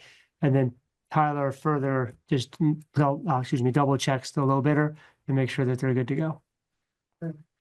Good question. Thank you, sir. Oh, it is Also, quite a I spread. also want to add one thing. That money for that project is currently in our stormwater line item, so this is not additional money that we're asking for. So this is money that it's still available till June 30th. So that's why we pushed the sidewalk out into July, into the next fiscal year. So I know the funds are really tight right now, so And this was one that we looked at a bid in the fall for the same project and determined we only got one bid. And they knew they were the only bidder because there was a pre-bid meeting and the board rejected that bid with the idea we'd go back out. And this is much more in the line of what he thought the project would cost. Okay. Our next item is approving the contractor for the fiscal year 26 paving. Pete went out to bid for the fiscal year 26 paving. The bid tab and purchase order are included in the packet. That's it there. You can see the vendor, the amount that they are would be giving us for asphalt per ton, the amount for wrap per ton, and the total estimated price. And we are recommending Pike Industries. And that is the low bidder by about $3,000, $2,000. Is there anything else you want to say about? I don't know, Pete, you would have maybe more to say than me. no, they're good. They're very reputable and they've paved for Richmond for 30+ years. Very big. They're one of the biggest paving companies around. So they had all our paving work last year and did an awesome job. So very happy with their work. Jay, this is David. I move to approve purchase order number 5251 to Pike Industries for the fiscal year 26 paving in the amount of $300,000. This Bart, I'll second that. It was this close. Sorry. It's okay. Let her do one next. Okay, we have a motion from David Sander, seconded by Bart Hill to approve purchase order 5251 to Pike Industries for fiscal year 26 paving in the amount of $300,000. Please state your name and your vote. Adam, I. Caitlin, I. Bart, aye. David, I. J.I. Okay, two more highway things to go, and then we will get to the Bressers. I'm sorry we're making you wait. We have item relating to considering the approval of a purchase of a plow truck. This is for a plow truck that is in the capital plan for fiscal year 26 and will be paid for with funds from the Highway Capital Reserve. In order to reserve the truck, we need to sign a purchase order and agreement. The first payment will not be due till spring 2026. Now, in the packet, in the memo, you'll see two purchase orders. One of them is for the axle and chassis for $188,346 to Allegiance Trucks. Then we have a second purchase order, 5165, to Viking Sieves. Pete, how do you say that? I think it's Sieves, I think. A Viking Sieves for the plow and body package for new plow trucks. So it's like we're buying the two pieces and putting them together. And so the plow and body package is $109,000. So this would come in at just shy of, it's like $296,000 total. Questions about this? Comments? Pete, it's Bart, just for transparency, could you describe what truck this is replacing? This comes up intermittently. Geez, how come we're buying a new truck? What's the old truck? So I thought I'd just address it. if you Sure, would. no problem. We're replacing the 2019 tandem axle truck. It's out of warranty. And our trucks are on a 7-year replacement cycle now because our warranties cover it for 7 years. That was one of the last vehicles that we only had a 5-year warranty on. So we're kind of rolling the dice. And now because it takes so long, it takes a year to get just the truck and 2 years to get the plow and body package. It's a 2-year process by the time you drive it. In the capital plan, I had estimated $250,000. We're still estimating that trade will be worth 2 years from now at least 50 to 60,000. So we're still on track with that number. Now here's the variable: tariffs. The body package, the body itself is made in Canada. All the hydraulic and gears and components everything else that goes with it is all made in the US, the actual plow and the wing and the lifts. So, you know, probably 30% of that plow package is made in Canada. Nobody knows what it's gonna be, but we're locked in at that price. We need approval just to get a slot in their build. That's all this does. And you know, we could bail out of this for some reason if something happens, but every town is now at a 2-year minimum before they can get a completed truck, unless they buy something that's available, which doesn't seem to be anything out there. Where are we sourcing the fuzzy dice that hang from the rearview mirror? From the rear hitch? I don't know. Okay, other questions regarding the two purchase orders for the two pieces of the truck? Jay, this is David. I move to approve purchase order number 5164 to Allegiance Trucks, formerly known as Clark's Truck Center, for a purchase of a tandem axle and chassis for a new plow truck in the amount of $188,346. Caitlin, I'll second it. Yay. We have a motion from David Sanders, seconded by Caitlin Filkins, to approve purchase order 5164 to Allegiance Trucks, formerly known as Clark's Truck Center, for purchase of a tandem axle and chassis for a new plow truck in the amount of $188,346.00. Please state your name and your vote. Adam, I. Caitlin, I. Art, aye. David, I. And Jay, aye. Jay, this is David. I move to approve purchase order number 5165 to Viking CVs, Yeah, Sea Ives, for the plow and body package for a new plow truck in the amount of $109,000. This is Caitlin, I'll second it. we have a motion from David Sanders, seconded by Caitlin Filkins, to approve purchase order 5165 to Viking CI for the plow and body package for a new plow truck in the amount of $109,000. Please state your name and your vote. Adam, I. Caitlin, I. Art, aye. David, I. And Jay, aye. The last highway department item for the nonce is consideration of selling the highway department zero-turn mower. We own it. We haven't used it because we've been contracting out grounds maintenance since 2022 in order to let the highway department focus on what it's good at and be able to handle as much work in-house. And we have a very good firm handling the mowing, so we don't need the mower. And we've decided that the highway department has decided it's time to sell it. They tried to trade it in last year when a tractor was purchased, but the vendor offering the best price on the tractor did not want to trade in on the mower. So Pete recommends putting the mower up for sale in a sealed bid process with a minimum bid of $2,000. Pete, this is Bart again, just for context. Do you remember how old this mower is, like what year and more or less what the purchase price was, just again for historical context? We purchased it in June 2017 for $7,100. Thank you. And we ran it for 5 years. And we did the park and the cemeteries. I mean, it ran, every week in the summer. So it has 5 full years of commercial use on it. Yeah. Champlain Valley Equipment last year, when we were pricing out the Ventrac, our sidewalk tractor, our sidewalk plow, they put an estimated value of $2,000 on it a year ago. So, Nice. appraisal value, but that's based on trade-in too, of course. So, Yeah. So you think about it. I mean, that's what's that? 30% of what we paid for. That's not bad. I mean, but looking at what's out there, it's a commercial grade zero-turn mower. It's probably a $12,000 machine today if you were to replace it. So I don't know. We might get well over 2,000 if we're lucky. Hey, we might get nothing, but let's get it out of there. It's just sitting. So yeah.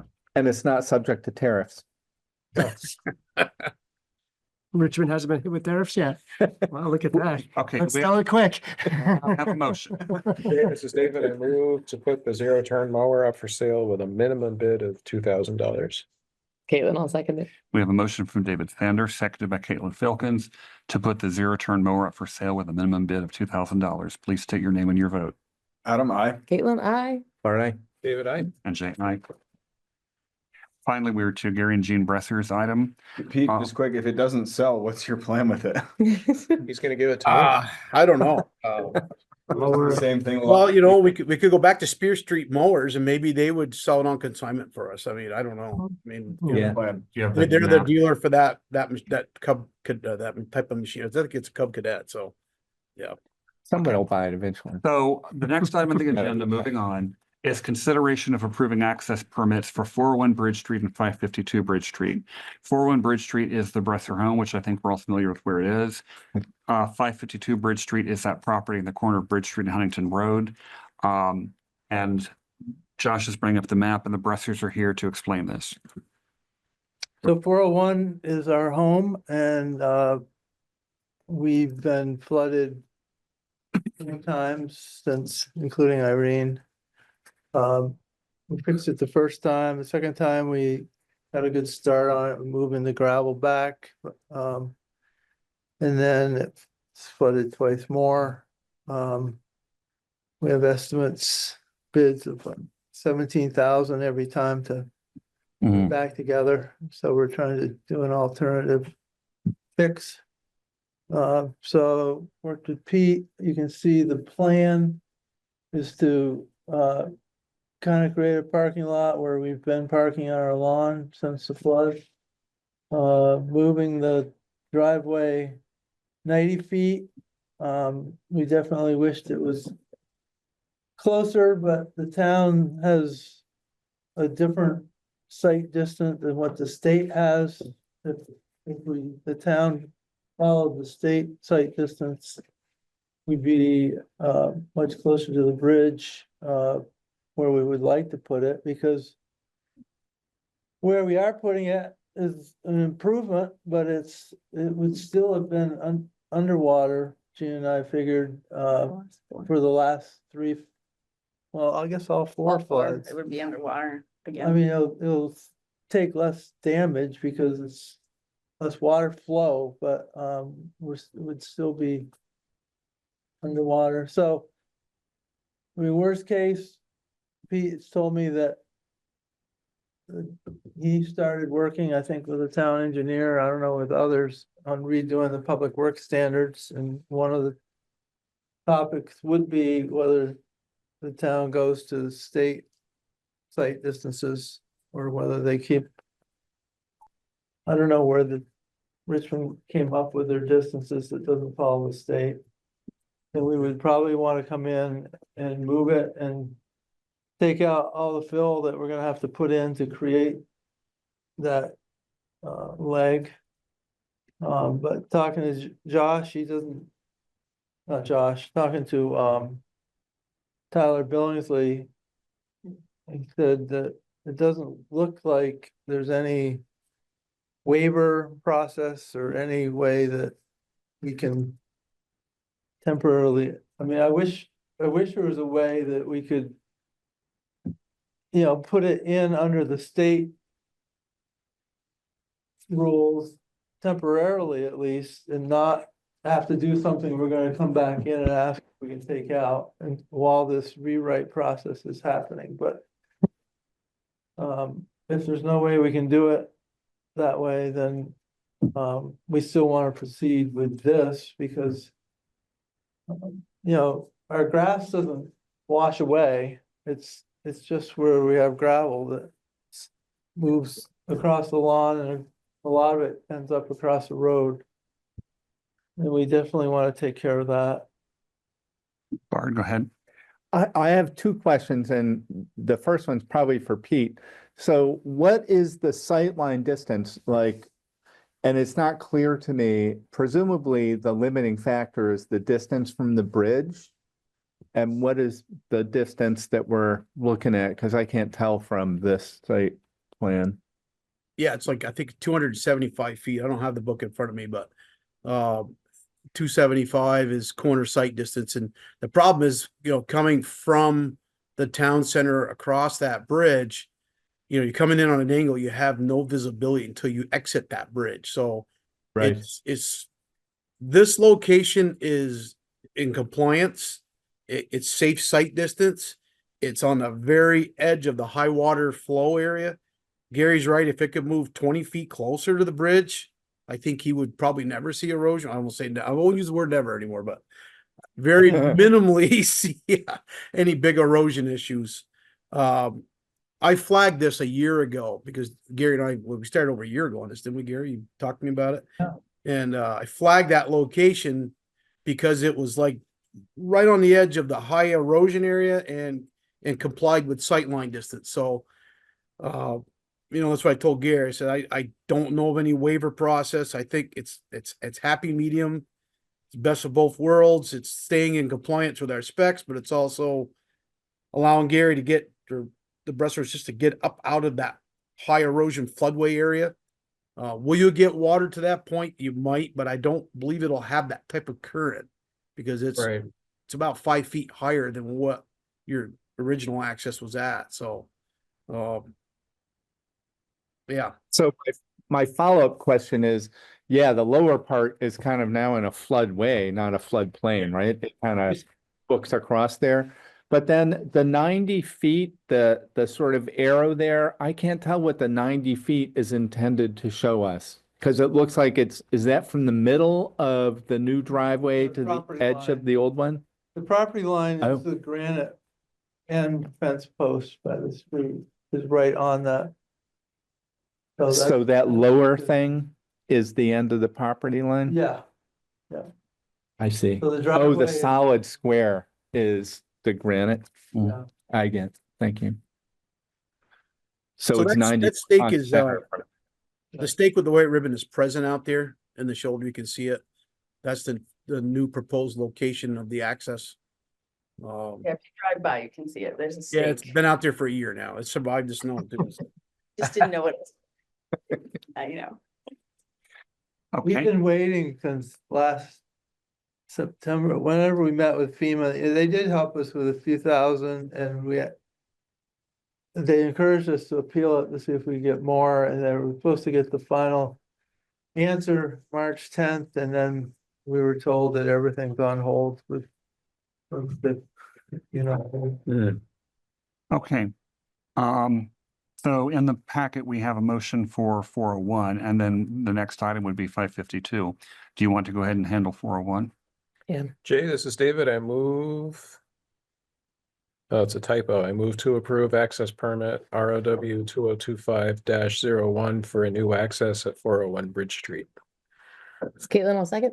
Okay, we have a motion to approve access permit ROW 2025-01 for a new access at 401 Bridge Street, made by David Sanders, seconded by Caitlin Filkins. Please state your name and your vote. Adam, I. Caitlin, I. Bart, aye. David, I. And Jay, aye. Next, 552 Bridge Street. Okay, so this is, it is right up on the corner of Bridge and Thompson Road. Currently, it's a little loop road. You can see where Pete removed or added the dash lines and added the remove.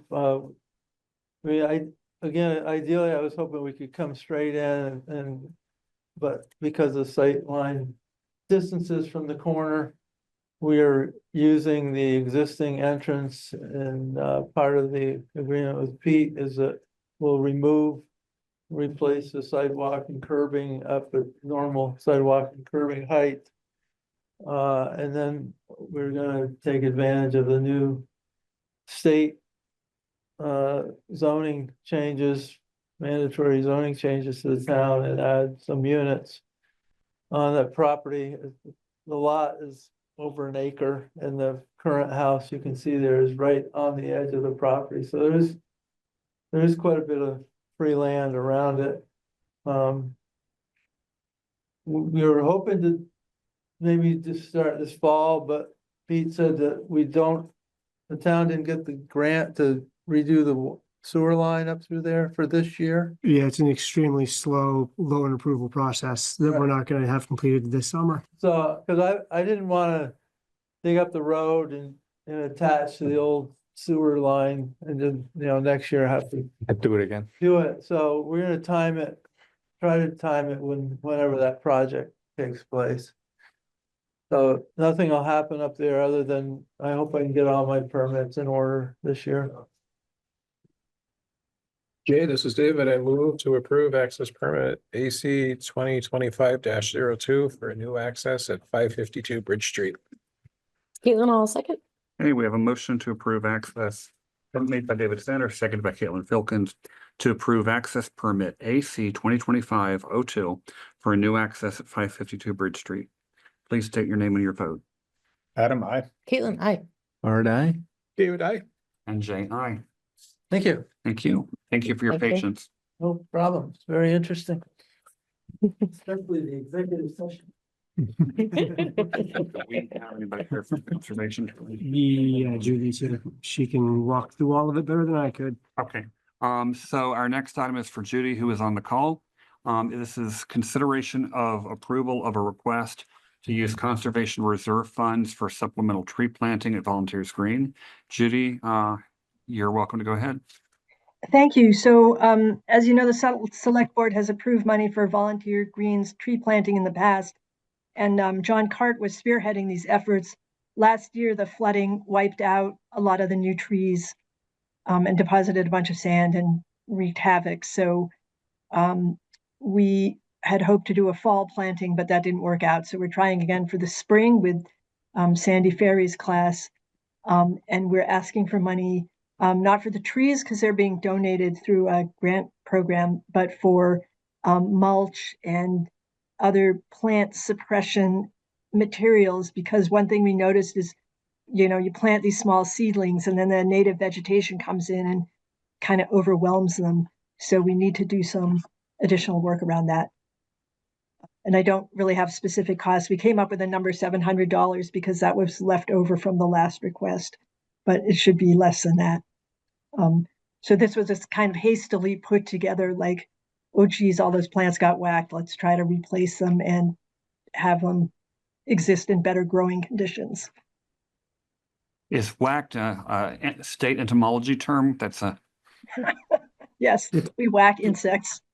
Yeah. We whack I thought that weeds. was Jersey entomology term, but it could be wrong. Maybe it's made its way up here. It's very scientific. Jersey entomology. Whackage. The invasive species. Does anybody have any questions for Judy? So this is Bart. I feel I'd be remiss to not at least raise this question. You remember some years ago, we installed some riprap up by the plateau, formerly known as the grassy knoll, to sort of armor it, protect it from erosion.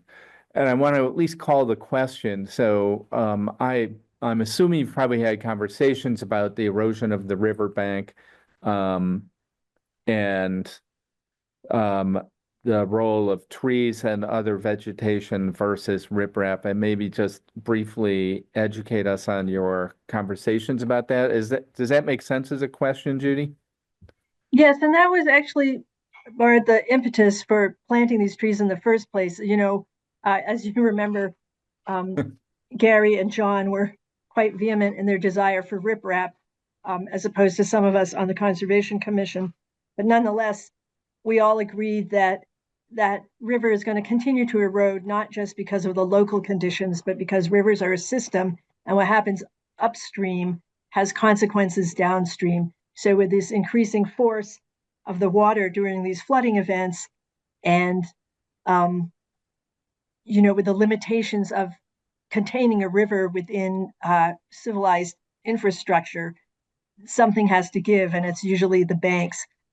So we're planting these trees proactively so that we can create a natural barrier to further erosion of the river. As you know, you see the trees on the riverbank falling in, and there's no reason to think there's going to be any less flooding or damage in future years.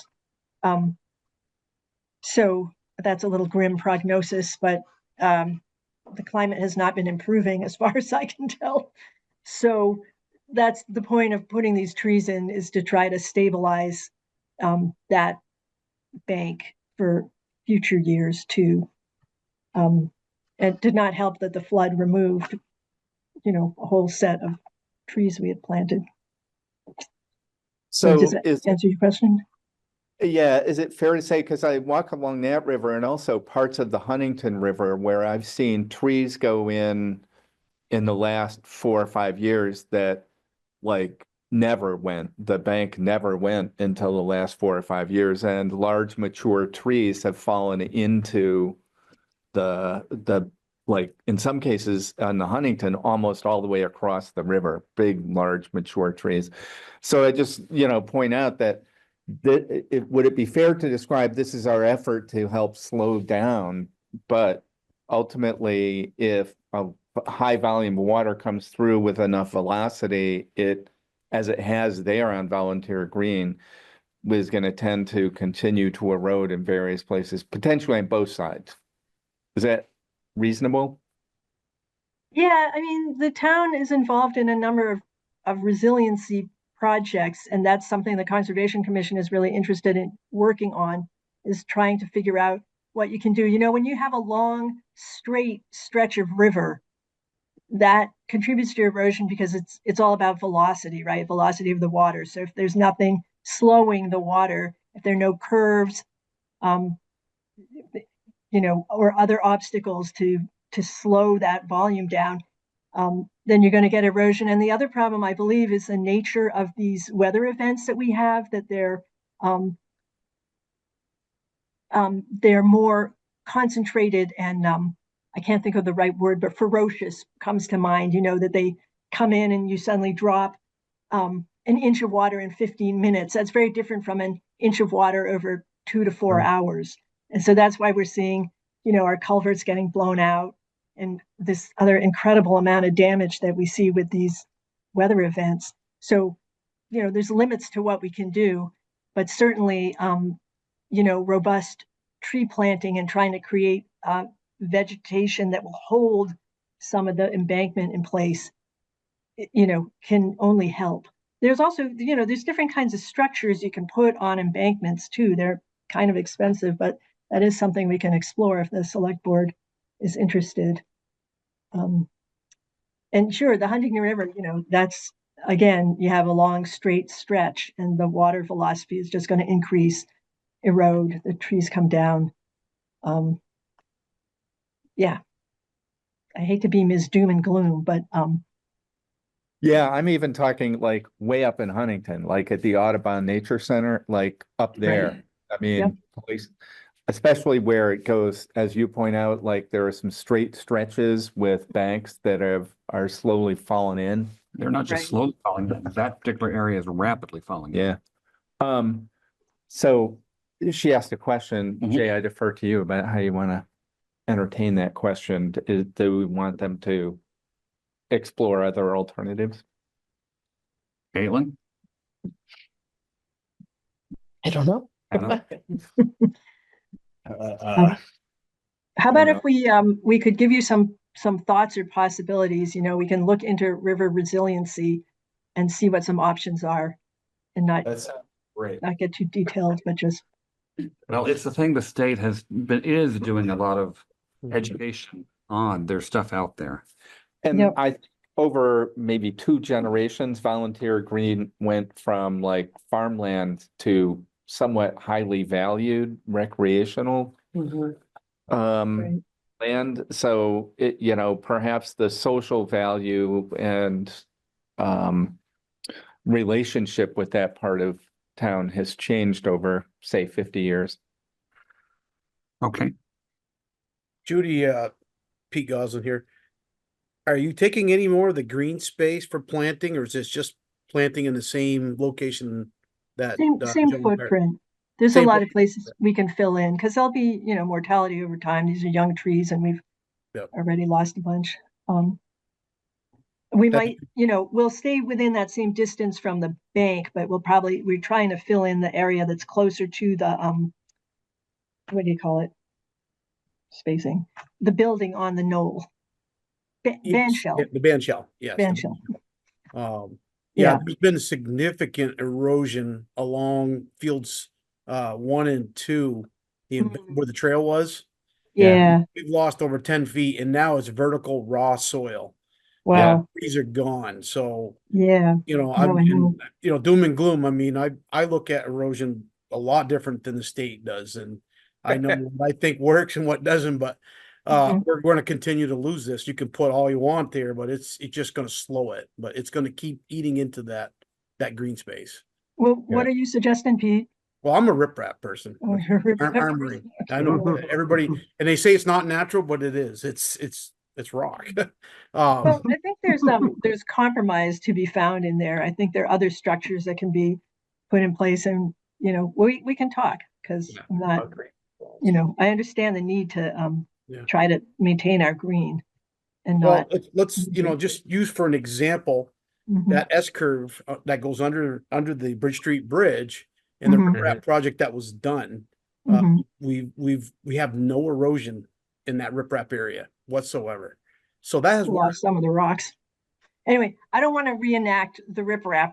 No. I'm just I'm just. Yeah. Yep. But I understand the process. I just want to make sure we're not going to lose more green space, because it is, like Bart says, it's very valuable right now. So. Right. Yep. I will say that riprap has grown in quite nicely. Yeah. You look at it now, it's very green. Well, so let's close with this, if we could, Jay, if I could recommend. Judy offered to come back with possibilities, and it seems like maybe entertaining the full gamut of possibilities and pros and cons, is perhaps worth considering, because there's no evidence that the flooding and high rainfalls are going to end. There's lots of evidence it will continue. So what is it we seek to do, and what are the repercussions of anything or consequences of things we do or do not do? I think that's a reasonable conversation So to have. not do the motion tonight. Right. In the meantime, if we could replace the trees that were torn out by the flood, that would make us happy. I'm happy with any options, but if anybody wants to move the motion. I think they are not incongruous. This is not big money, and riprap is big money. So, and I have to find the motion. It's line 350. $700 in the Conservation Reserve Fund to cover the cost of supplemental trees for volunteers green as described in the proposal dated March 3rd, 2025. These funds must be expended within 3 years of the date of final approval, April 7th, 2028. Okay, this is David. I'll second. Okay, we have a motion made by Adam Wood, seconded by David Sander, to approve the use of $700 from the Conservation Reserve Fund to cover the cost of supplemental trees for volunteers green, as described in the proposal dated March 3rd, 2025. These funds must be expended within 3 years of the date of final approval, April 7th, 2028. Please state your name and your vote. Adam, aye. Caitlin, aye. Bard, aye. David, aye. And Jay, aye. Okay, stay tuned. Thank Our you. next item on the agenda is also conservation related. There is a request for $3,500 to support the Vermont Master Naturalist Training Program, which will be offered to residents of Richmond, Williston, and Huntington. There's also an option to increase the funding by $675 to a total of $4,175 to support the scholarship program, which would be used to cover the $675 tuition fee for a student for whom the cost is unaffordable. Judy, would you like to speak to that? If you don't mind, I would defer to Alicia Daniels, who's By all means, runs the Alicia. Vermont Master Naturalist Program.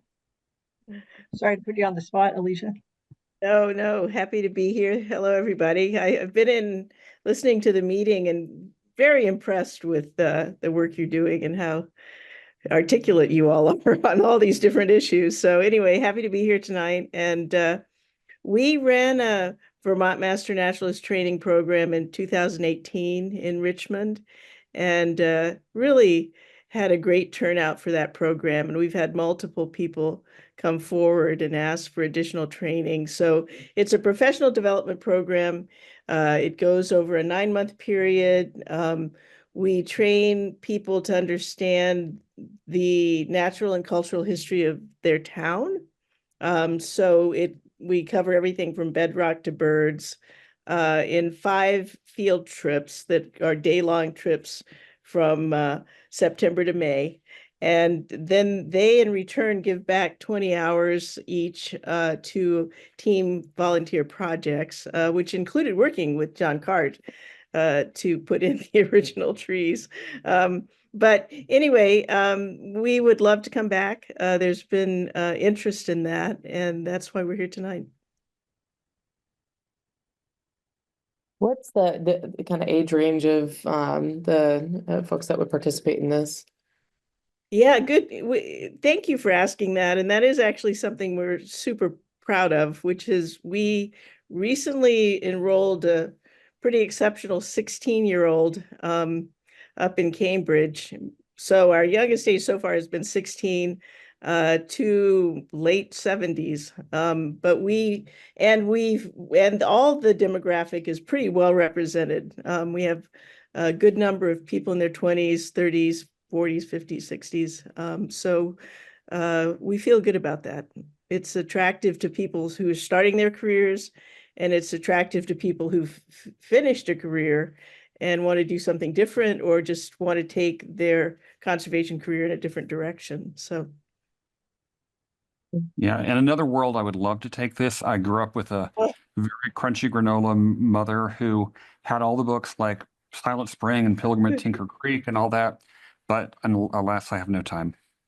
But I think it's a great program. Oh, thank you. Well, Jay, maybe you can join us, Jay, for one day if you could find time for that, because they're great trips and it's great people. We recruit really interesting people.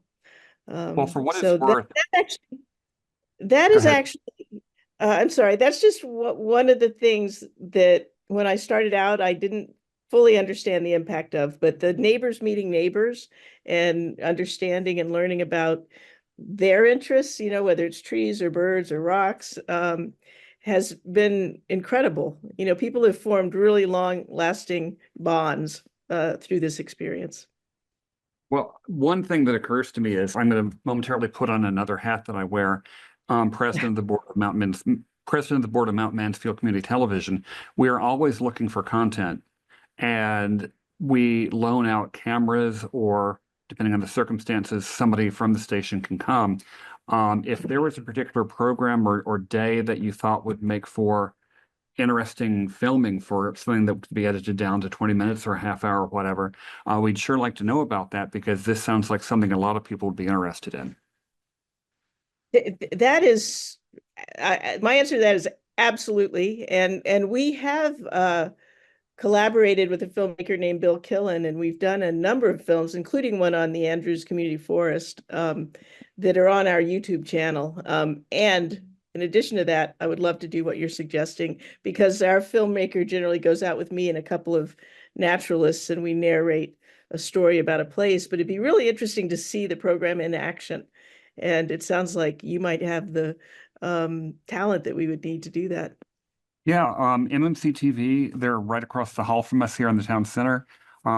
We would always like to talk to anybody. If you need training on how to use the equipment, we offer that. And I can take that hat off and put on my select board chairman hat. But I think this is something that a lot of people in town would be interested in. So does anybody want to make a motion?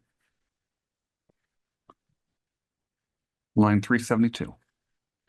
Jay, this is David. I move to approve the use of $3,500 from the Conservation Reserve Fund to support the Vermont Master Naturalist Training Program, and the use of $675 from the Conservation Reserve Fund to support one scholarship for the training program. Thank you. I'll second. Okay. We have a motion from David Sanders, seconded by Caitlin Filkins, to approve the use of $3,500 from the Conservation Reserve Fund to support the Vermont Master Naturalist Training Program, and the use of $675 from the Conservation Reserve Fund to support one scholarship for the training program. And I will make a note before we move to a vote. For those wondering at home, the Conservation Fund has a current balance of $372,757.70. Seeing no further discussion, please state your name and your vote. Adam, aye. Caitlin, aye. Art, aye. David, aye. And Jay, aye. Thank you. Next. So much. You're welcome. Yeah. The next item does not appear to be something on which we need a vote. It's just an update regarding the University of Vermont Richmond climate study. This is a project that would be conducted by UVM class. And I'm going to hush up and let Judy and or Josh tell us about this. Do you want to take it, or you want me to take him? I mean, I can give a brief rundown. Sure. State climatologist Leslie Ann Dupigny-Giroux teaches a climatology class, and they had worked with Underhill and various groups to produce a climate action plan for that town. So it would be possible for Richmond to join in on this project, but we haven't been able to find a champion, somebody who would work with all the groups and coordinate activities and move this to fruition. So we just wanted to mention that to the town. I think it would be very beneficial for the town to have this. I'm not sure this is a year for it. The person who brought it up, Susanna Zeveloff, is having a baby, so that would make it difficult for her to take on a project. And the Conservation Commission is also tied up with various projects right now. So, and we have contacted other people in the town, and some people have expressed interest, but have not necessarily stepped forward to take a leadership role. So we wanted to bring it to the select board's attention in case you could think of other resources or people who might be interested. And just so you know that this project is an option, we would have to commit by the end of April. So there is a bit of a time crunch if we wanted to do that this year, but it's possible we could do it in another year too. Good point. Any comments or questions or thoughts from the board? What type of qualifications are you looking for someone that's leading this as we're looking to help find someone? I think just somebody with the energy and interest to, communicate with the different moving parts. So we would need some information from the town. We would want to, coordinate with the climate change task force. We might want to communicate with Underhill. So just somebody who's good at communicating and moving things forward with these disparate groups and communicating with Professor Dupigny-Giroux. And what's the timeline around this? If we wanted to do it this year, we would need to find somebody pretty quickly, because I believe Professor Dupigny-Giroux needs to know by the end of April to who's going to be working with her. I think the town of Huntington had expressed some interest too, and I don't know if they've found somebody to lead it. And it wouldn't necessarily be that we're in competition with them. We could join them if they did find somebody. So. Okay. So if you can think of somebody energetic, let us know. Okay. If anybody between now and the next meeting finds a champion for this, we can put it on the agenda for the next meeting, but we can wait another year. Okay. Thank you. Thank you. Okay, I think that's everything related to the Conservation Commission. Our next item is consideration approving changes to the Catamount Outdoor Family Center Spring Gravel Ride. Amanda from Catamount is here. I believe it's John. John, okay. John, by all means, go ahead and tell us about the ride. I apologize for changing this the date. We had a couple board members who were not feeling as confident as we were about the ground being firm enough and the temps being warm enough. I think we might have still been able to pull it off this weekend, but they did ask us to push it into May, and that is really the only change that we're asking for is to go to May 12th. To give you an update, the Williston Police have confirmed their participation with the ride. I realize it's not in Richmond itself, but just to let you know that our safety plan is moving forward too. So, John, I thought there was also a change to on-course volunteers, that you received guidance that. Yeah, I'm sorry. Yeah, I should address that too. We have a board member who's an expert witness for lawsuits regarding bike races, and then some other folks who have more experience than we do with this, and they all said that having course volunteers was more of a risk than not. And we want this to be as safe as possible. So we are requesting that too. There is a motion in the packet. This is Caitlin. I move to approve the following changes to the Catamount Outdoor Family Center Spring Gravel Ride. Date change to Sunday, May 11th, 2025, with a weather backup date of Saturday, May 31st, 2025. Removal of volunteers on the course. This is David. I'll second. Okay, we have a motion made by Caitlin Filkins, seconded by David Sander to approve the following changes to the Catamount Outdoor Family Center Spring Gravel Ride. Date change to Sunday, May 11th, 2025, with a weather backup date of Saturday, May 31st, 2025. Removal of volunteers on the course. Please state your name and your vote. Adam, I. Caitlin, I. Art, I. David, I. And Jay and I. Thank you very much. Thank you. Okay, our next item is also relating to a race. Ben Feinson, who is the race director, had been on the call earlier, but his bedtime has come and gone. I believe he has put something here in the chat. Hello, friends. Thank you all for your time in discussing this year's ALFC 50K and 25K event. If you would like more context and a great route map on page 5, please see the handbook here. It's also in the packet. So if you want to bring up the packet, Josh. So this would be held on August 16th, Saturday, with a weather backup date of the following Saturday, August 23rd. For the map, give me 1 sec. There we go. It's page 5, I think. Yeah, finding that here. I think that's this one. He also wanted to go on record as supporting getting Gene and Gary's driveway moved. Very important point. We should take that into consideration. Okay. Oh, here's the.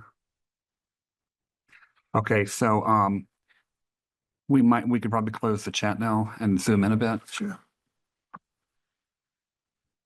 Okay, so the race starts at Brewster Pierce at 7 a.m. There is a shuttle from Cochrane Ski Area to the Hayden Hill Road East start line for the 26K.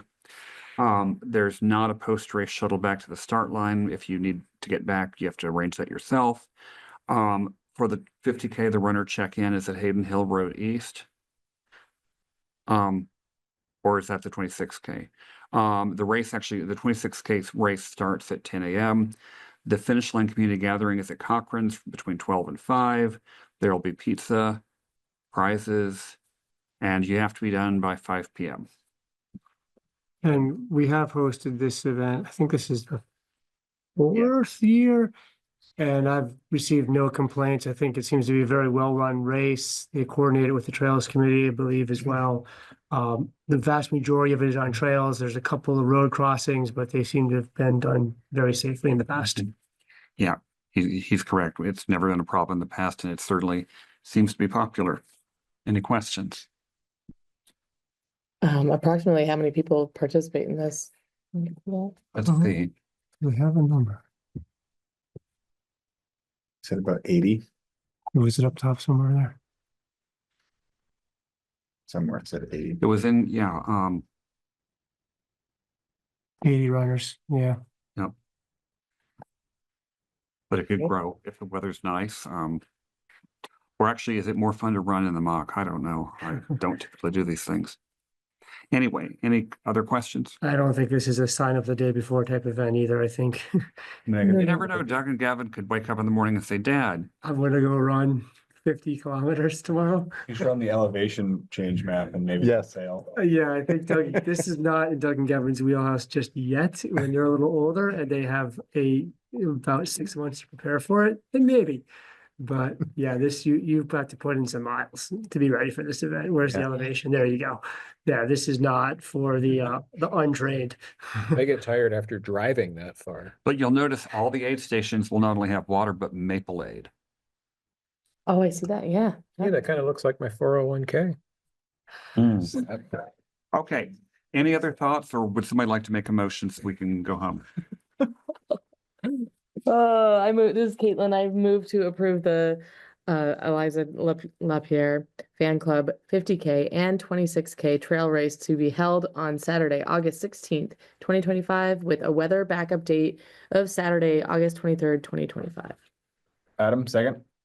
Okay, we have a motion made by Caitlin Filgen, seconded by Adam Wood, to approve the Aliza LaPierre Fan Club 50K and 26K trail race to be held on Saturday, August 16th, 2025, with a weather backup date of Saturday, August 23rd, 2025. Please state your name and your vote.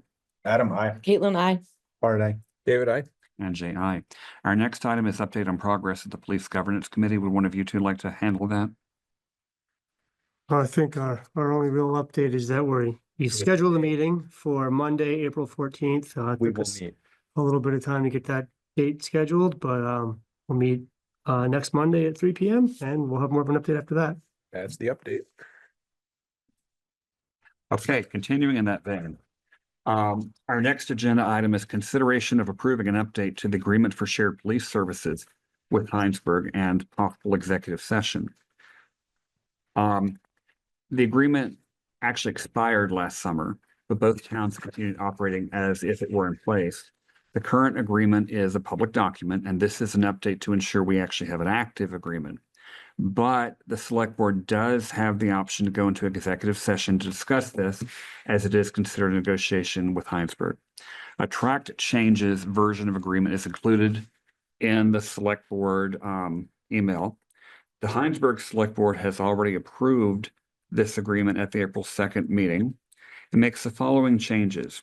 It adds that the agreement applies to the acting/interim chief of police. That's because Hinesburg currently has one. It states that the chief services agreement can be in place even if the towns agree that police services, as opposed to chief services, even if the towns agree that police services from Hinesburg are no longer needed. It changes the funding to a flat monthly fee of $5,200. Initially, the agreement was set up to charge on an hourly basis, but a subsequent amendment changed that to a flat fee of $6,500. The fee has been reduced to $5,200 to reflect the current total compensation of the interim/acting chief.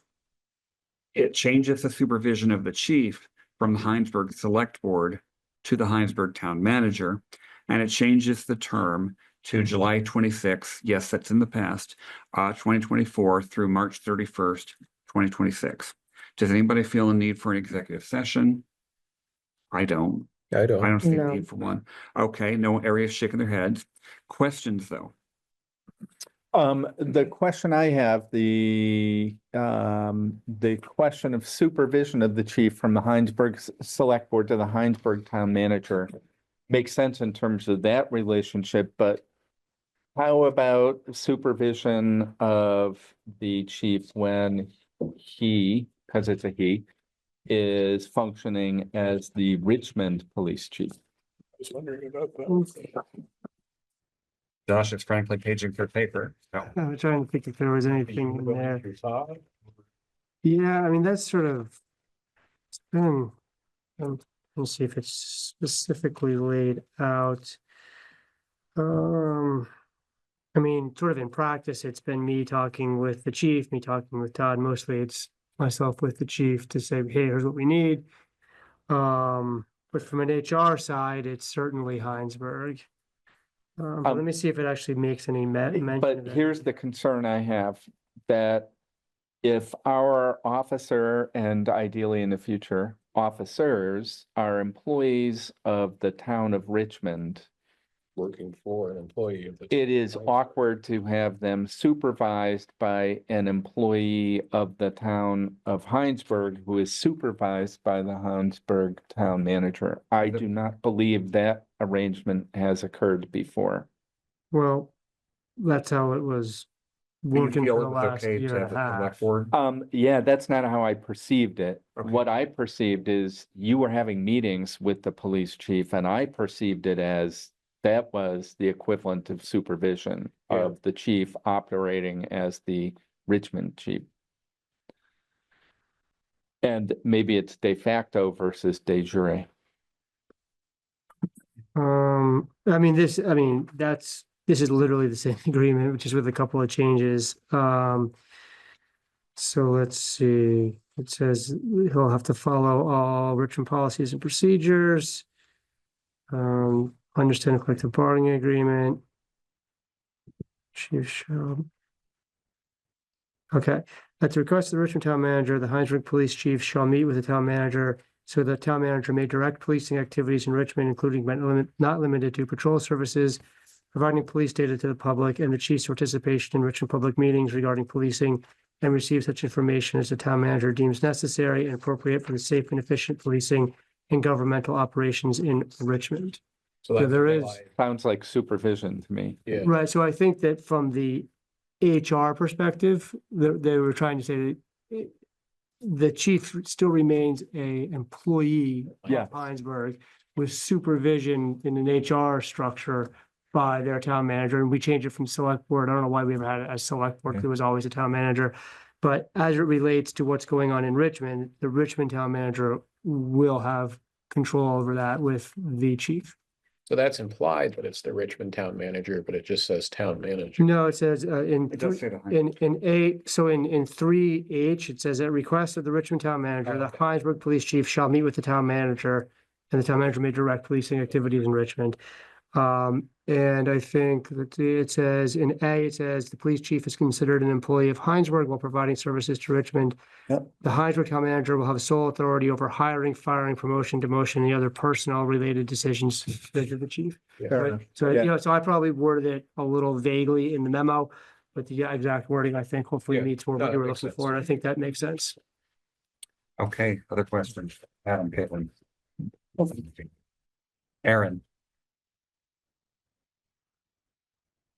I say Aaron because she's asked so many good questions in the past. It's like, where's the hand? Which Aaron? Spotted on. Two. Oh, yeah. Okay, we'll let Aaron Farr continue doing chickens. Any motions? There is a motion on line 463. It's nice and short. Would anybody like to make it? Jay, I move to approve the agreement with Hinesburg for shared police services, police chief services. This is Bard. I will second that motion. Okay, we have a motion from David Sanders, seconded by Bard Hill, to approve the agreement with Hinesburg for shared police chief services. Any further questions, comments? Seeing none, please state your name and your vote. Adam, I. Caitlin, I. Bard, aye. David, I. And Jay, aye. Moving on down, I believe we are on item, We're on the second page. yes, we are. Hoo-ah. W. W. Follow up on the special select board meeting held to discuss the fire department.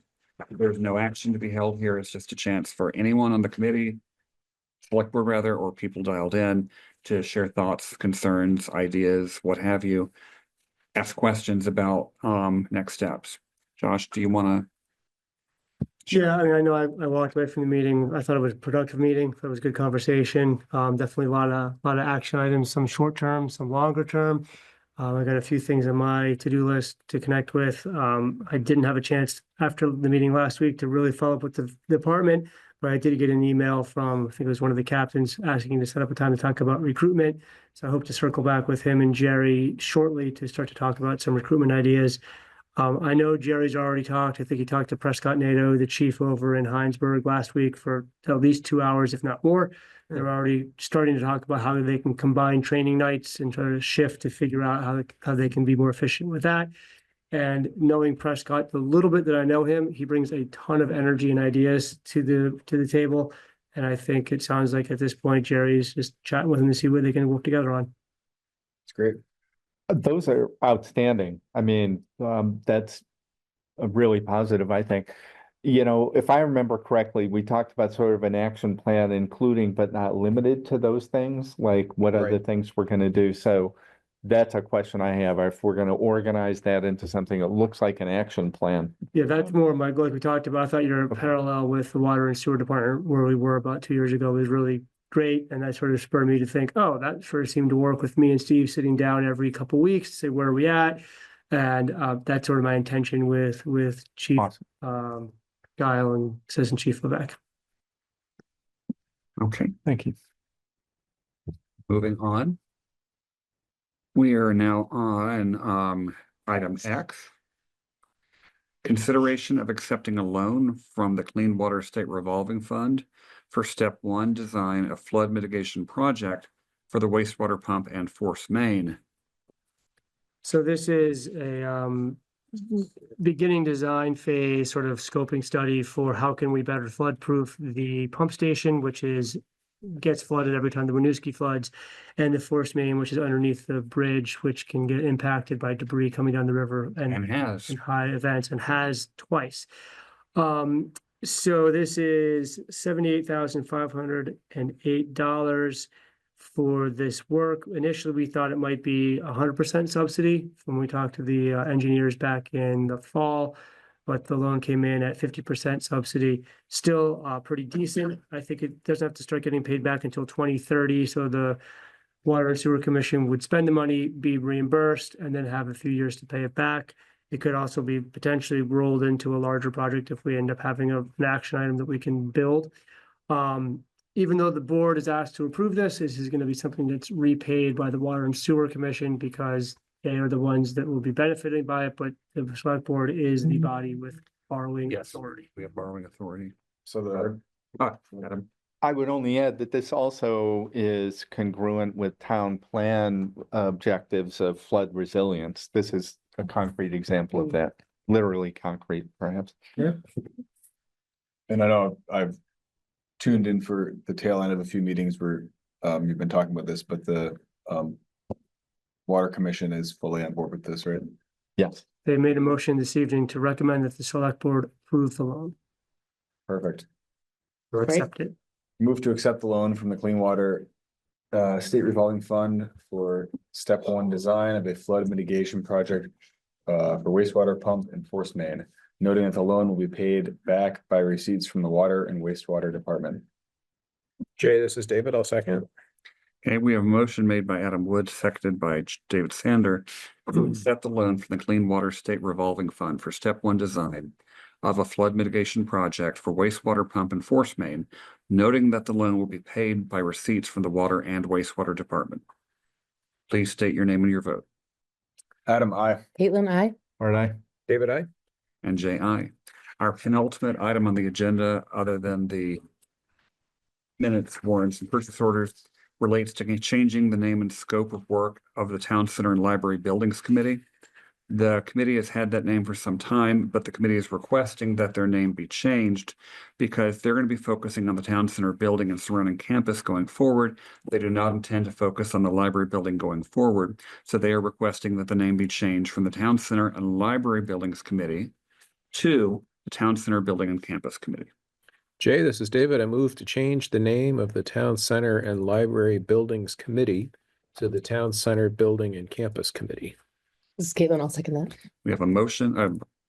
We have a motion made by David Center, seconded by Caitlin Filkins, to change the name of the Town Center and Library Buildings Committee to the Town Center Building and Campus Committee. Bard.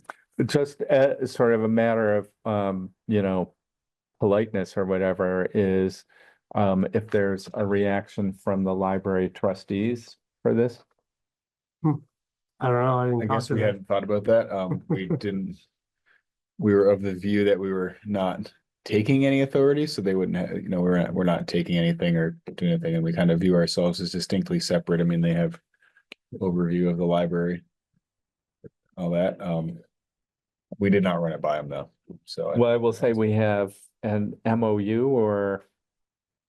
Yeah, it's an Right. MOU that describes which expenses are trustees' expenses and which expenses are town expenses for the library building. So the town still has a role and responsibility with parts of the management of the building. It's kind of a funky arrangement, so. I think what prompted this is as we dove into it, we realized that the trustees, whether those expenses are coming from their pot of money or the town's, if there is work to be done on the actual structure that is the responsibility of the town, that comes at the recommendation of the trustees, and it doesn't necessarily go through our committee. It doesn't necessarily need to, and it kind of, if it does, it only does because the name of the committee is the library committee, but we don't.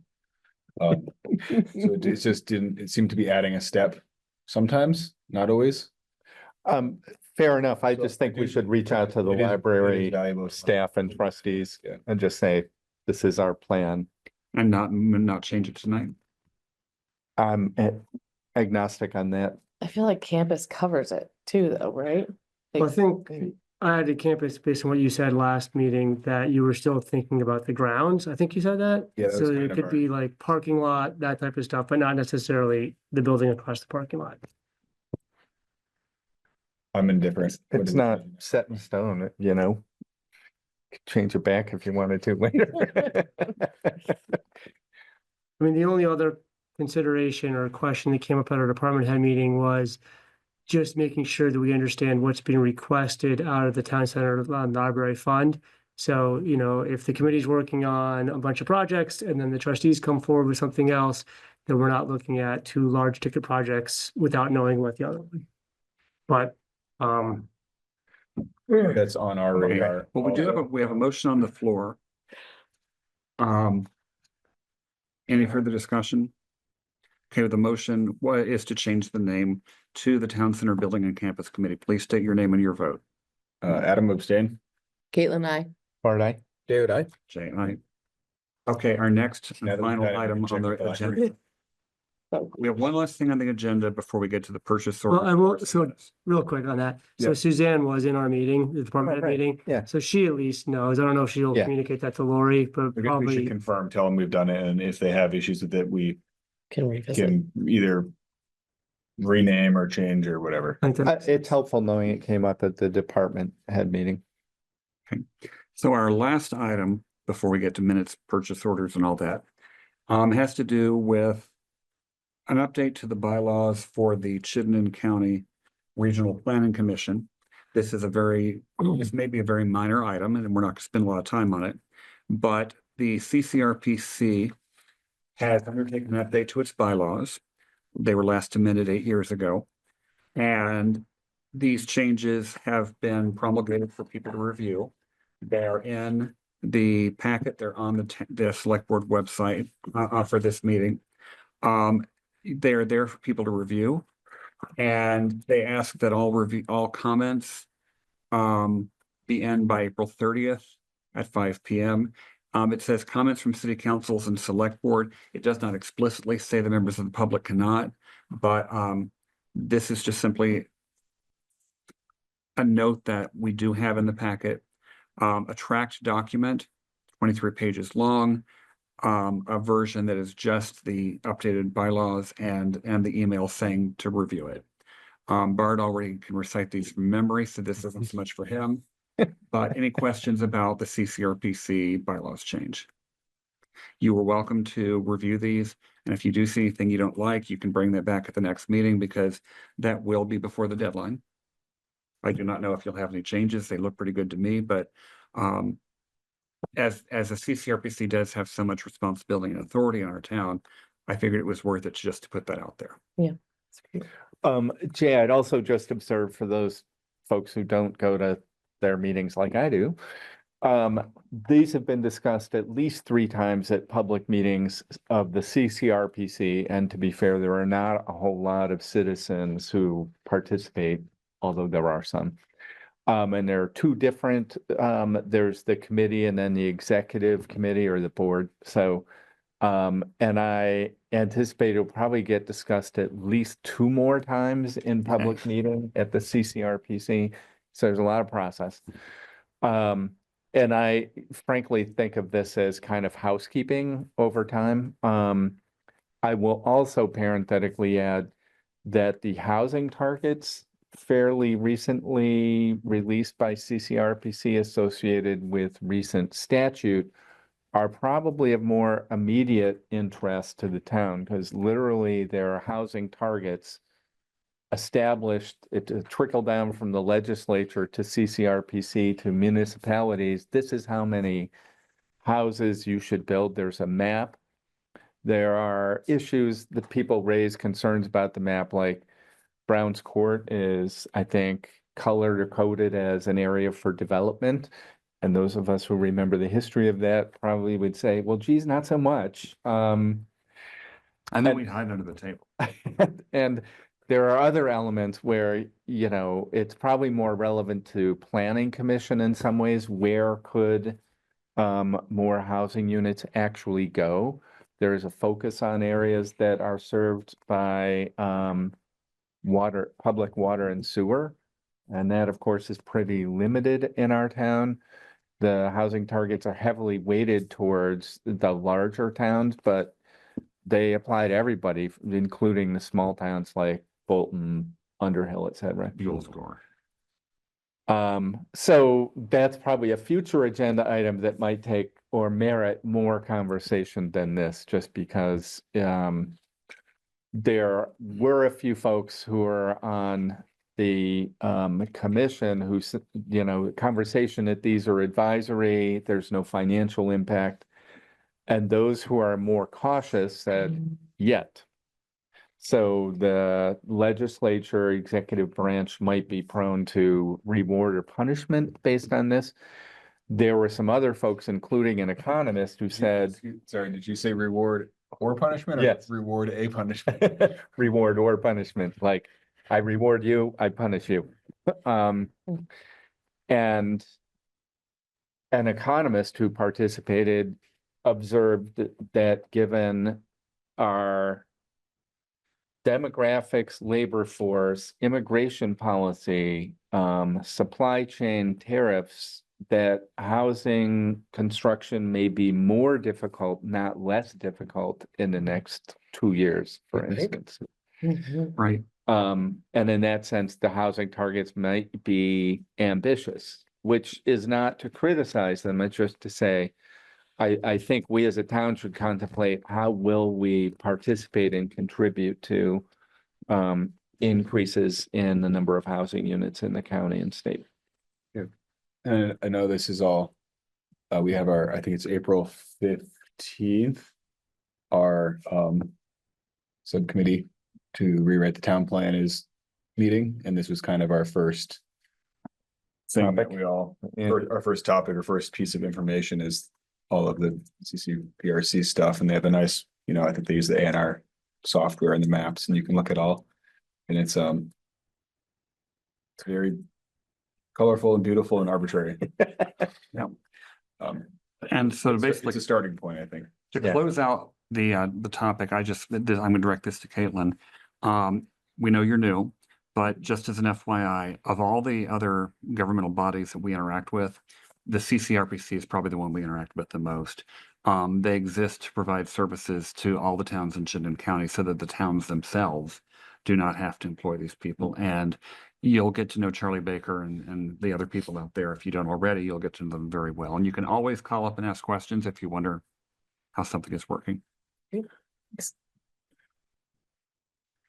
Okay, we are moving on to, I just like to call attention to the fact that we're actually 20 minutes ahead of schedule. I want to call attention to the timestamp of 10:22 PM, not 10:20, not 10:25, 10:22. Well, it's 10:02 now. Let's see if we can get out of here by 10:22. Okay, approval of minutes, purchase orders and warrants. We have one regular agenda, the 17th to review. We have the special meeting with Hinesburg on the 26th, and we have the special meeting relating to the fire department on the 31st.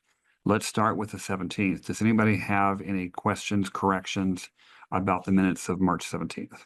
This is David, move to approve. Caitlin, I'll second. Okay, we have a motion to approve March 17th by David Sanders, seconded by Caitlin Filkins. Any comments or? Okay, please state your name and your vote. Adam, I. Caitlin, I. Bart, aye. David, I. And J.I. Next is the special joint meeting with the Hinesburg Select Board on March 26th. Jay, this is David, move to approve. It's Caitlin, I'll second. We have a motion to approve, seconded by Caitlin Filkins to approve the minutes from the special joint meeting on March 26th. Please state your name and your vote. Adam, I. Caitlin, I. Bart, aye. David, I. J.I. Our final meeting to approve is the special meeting on the fire department on March 31st. Jay, this is David, move to approve. Stand from that meeting, so I don't know if it's. Is Bart, I'll second that. And we have a motion by David Sanders, seconded by Bart Hill to approve the minutes for March 31st. Please state your name and your vote.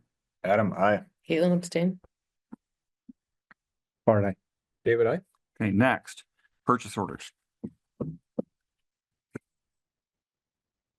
Jay, this is David. I move to approve purchase order 4923 to US Bank for the Jericho Road loan in the amount of $166.30 for the fire truck portion and $6,602.86 for the highway portion. Okay, and Josh, what are I see those numbers here. What are the numbers further down? That's what, oh, that's water and wastewater. Yeah, this is a funny one. For some reason, this loan combined the fire truck with the Jericho Road improvement, and the Jericho Road was split between highway and water and wastewater. So it's got the fire truck, the highway portion, and the water and wastewater portion of the Jericho Road. I don't know why they combined it all. But this is for interest payments on that. The Water and Sewer Commission approved their portion of it earlier this evening.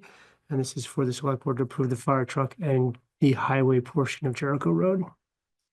I think we bunched those together to get a better interest rate on the whole thing. Makes sense. Okay, do we have a motion to approve? Does Adam make a motion to approve? Okay, second by, I'll second. okay, we have a motion by Adam Wood, seconded by David Sander to approve purchase order 4923. Wait, no, I moved it. Oh, I'm sorry. So It's getting late. I don't know if you Yeah. noticed. Okay, so we have that motion on the floor to approve purchase order Just need a 4923. We need a second. Adam, second. Okay, Adam second. sorry about that. So motion by David Sanders, second by Adam Wood to approve purchase order 4923 to US Bank for the Jericho Road loan in the amount of $166.30 for the fire truck portion and $6,600 and $6,602.86 for the highway portion. Please state your name and your vote. Adam, I. Caitlin, I. Bart, aye. David, aye. Jay, aye. Okay, purchase order 4947 to Strom Excavating for emergency repairs to Stage Road and Jones Mill Road. And this is amending it. This was we had talked during the budget time about there might be one more invoice from Strom. Well, this is it. Not small, another $100,000+. So we need to amend the initial purchase order. Was that roughly what we were expecting, or was that an oh boy? I think that was sort of what Pete was thinking was probably going to be, and Duncan's got this and is already ahead of trying to get it back to FEMA. He's got everything sort of organized. FEMA? Sorry. Jay, this is David. I move to amend purchase order number 4947 to Strom Excavating for emergency repairs to Stage Road and Jones Mill Road for the new amount of $234,221.25. Bart, I'll second that. Okay, we have a motion made by David Sanders, seconded by Bart Hill to amend purchase order 4947 to the wonderful folks at Strom Excavating for emergency repairs to Stage Road and Jones Mill Road in the amount of $234,221.25. Please state your name and your vote. Adam, I. Caitlin, I. Bart, aye. David, aye. And Jay, aye. Finally, we need to have a motion related to the warrant. So I just want to call out one thing on the warrants. Since the board needs to approve expenses out of the Town Center Reserve Fund, we created a separate warrant for 3 expenses out of that fund. The microphones were previously approved by the select board, so this is the actual bill for that. New England Air Systems is a repair to the library heating system. So referencing the MOU that Bart brought up a few minutes ago, that would be a town expense. And then the Safety Systems of Vermont is for additional camera and what do they call it? Dual authentication access to the evidence room in the police department. Jay, this is David. Move to approve the warrants as presented. This is Bart, I'll second that. Okay, we have a motion from David Sanders, seconded by Bart Hill to approve the warrants as presented. Please state your name and your vote. Adam, I. Caitlin, I. Bart, aye. David, aye. And Jay, aye. Finally, before we have the big signing fiesta here at the end, we need items for next time's agenda. Housing targets? Huh? Housing targets? Housing targets. If we have, that could take some, probably takes at least 15 or 20 minutes. So it depends on our. I'll probably have, you seem pretty well versed on that topic. So maybe I'll see if Keith might be better versed because I have not spent a ton of time reviewing it. I think it is, See if it Keith kind of knows. falls into planning commission, if that makes sense to you, Adam. Like, I think planning commission should be heavily aware of what the housing targets say and I suggest. mean, I think we, yeah. And us, but I I'm think not, we should but bring it, I yeah. don't know if that's the housing. If sorry. Oh, and the housing The committee. housing committee. I'll ask Keith what his familiarity has been and which committees he's talked to, and if he could provide some sort of an update, or maybe there's someone from CCRPC. I know we've spoken with a couple other representatives about They might some be willing housing to come. targets. Yeah, They yeah. might be able to help us out. Sorry, I was distracted because I was looking at the nice graphic and I noticed that Richmond is a suburban town. Definition within this, obviously, so. Funny, just side note, my wife grew up in Dayton, Ohio, but in a suburb. I'm sorry. Yeah. She was born in Monterey, California. Her parents moved her to Dayton when she was 5. Oh, Wanted to do the deprivation of ocean ever since. Mhm. So when we moved here to Vermont, she insisted when we were moving out to our house on Murray Drive, where we had bears walking across our porch, as the suburbs. I'm like, Nope. these are not the suburbs. The suburbs, rural. This We've is got not- bears. Yes, Mm. it took her a while. So also next meeting, we'll have the financial policies, which actually both of you, we should probably meet at some point. Connie and I went over the purchasing today, had a few other changes. We might have a consideration of selling the Fry wagon, Right? And we may have Um, feedback from the police committee. Yeah. the police Yeah. committee. We should have quarterly financial updates as well. And Danny Pete has been kind of resurfacing about Mary Drive, if you guys remember that. Yes, I do. Quite Um, well. But, so he might be ready to come back next meeting, but he might not too, so we'll see. What's the fry wagon? So this is you might know more about the The Fry Delight wagon. Fourth Committee used to be a quasi-independent body that really had very little town oversight. And they had this, like you go to the Lake Champlain Oh, yeah. Fair, and there's these big wagons with drop-down windows, and there's fryolators inside, and They sell French fries? they sell French fries. Yeah. They decided that they were all getting too old I to don't think run they such sell a it. We thing. should reconstitute And so we that. still own them. The wagon is in terrible shape. Oh. But the machinery inside, the fryolators, some of them are almost brand new.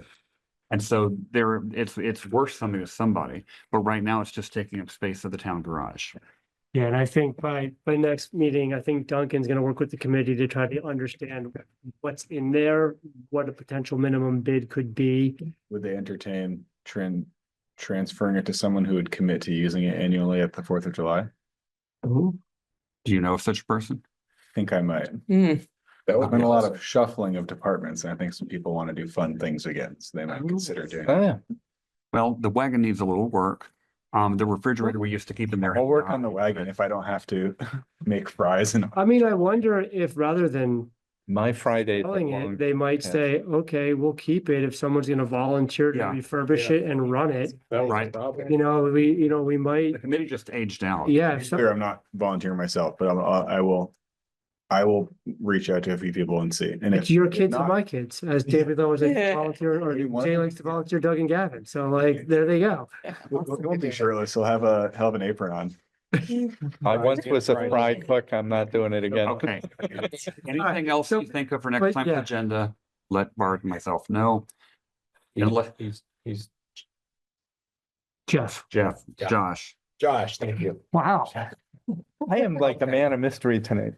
Guess we don't trade less. Is there anyone who would like to make a motion to adjourn or? Oh, gosh. And we have a motion to adjourn by David Sander, Oh, Second, second by Adam Wood. Any discussion? Okay, seeing none, please state your name and your vote. Adam, I. Caitlin, I. Bart, I. Jay, and there are plenty of Yeah. red tags here for everybody to we have are adjourned. things to sign.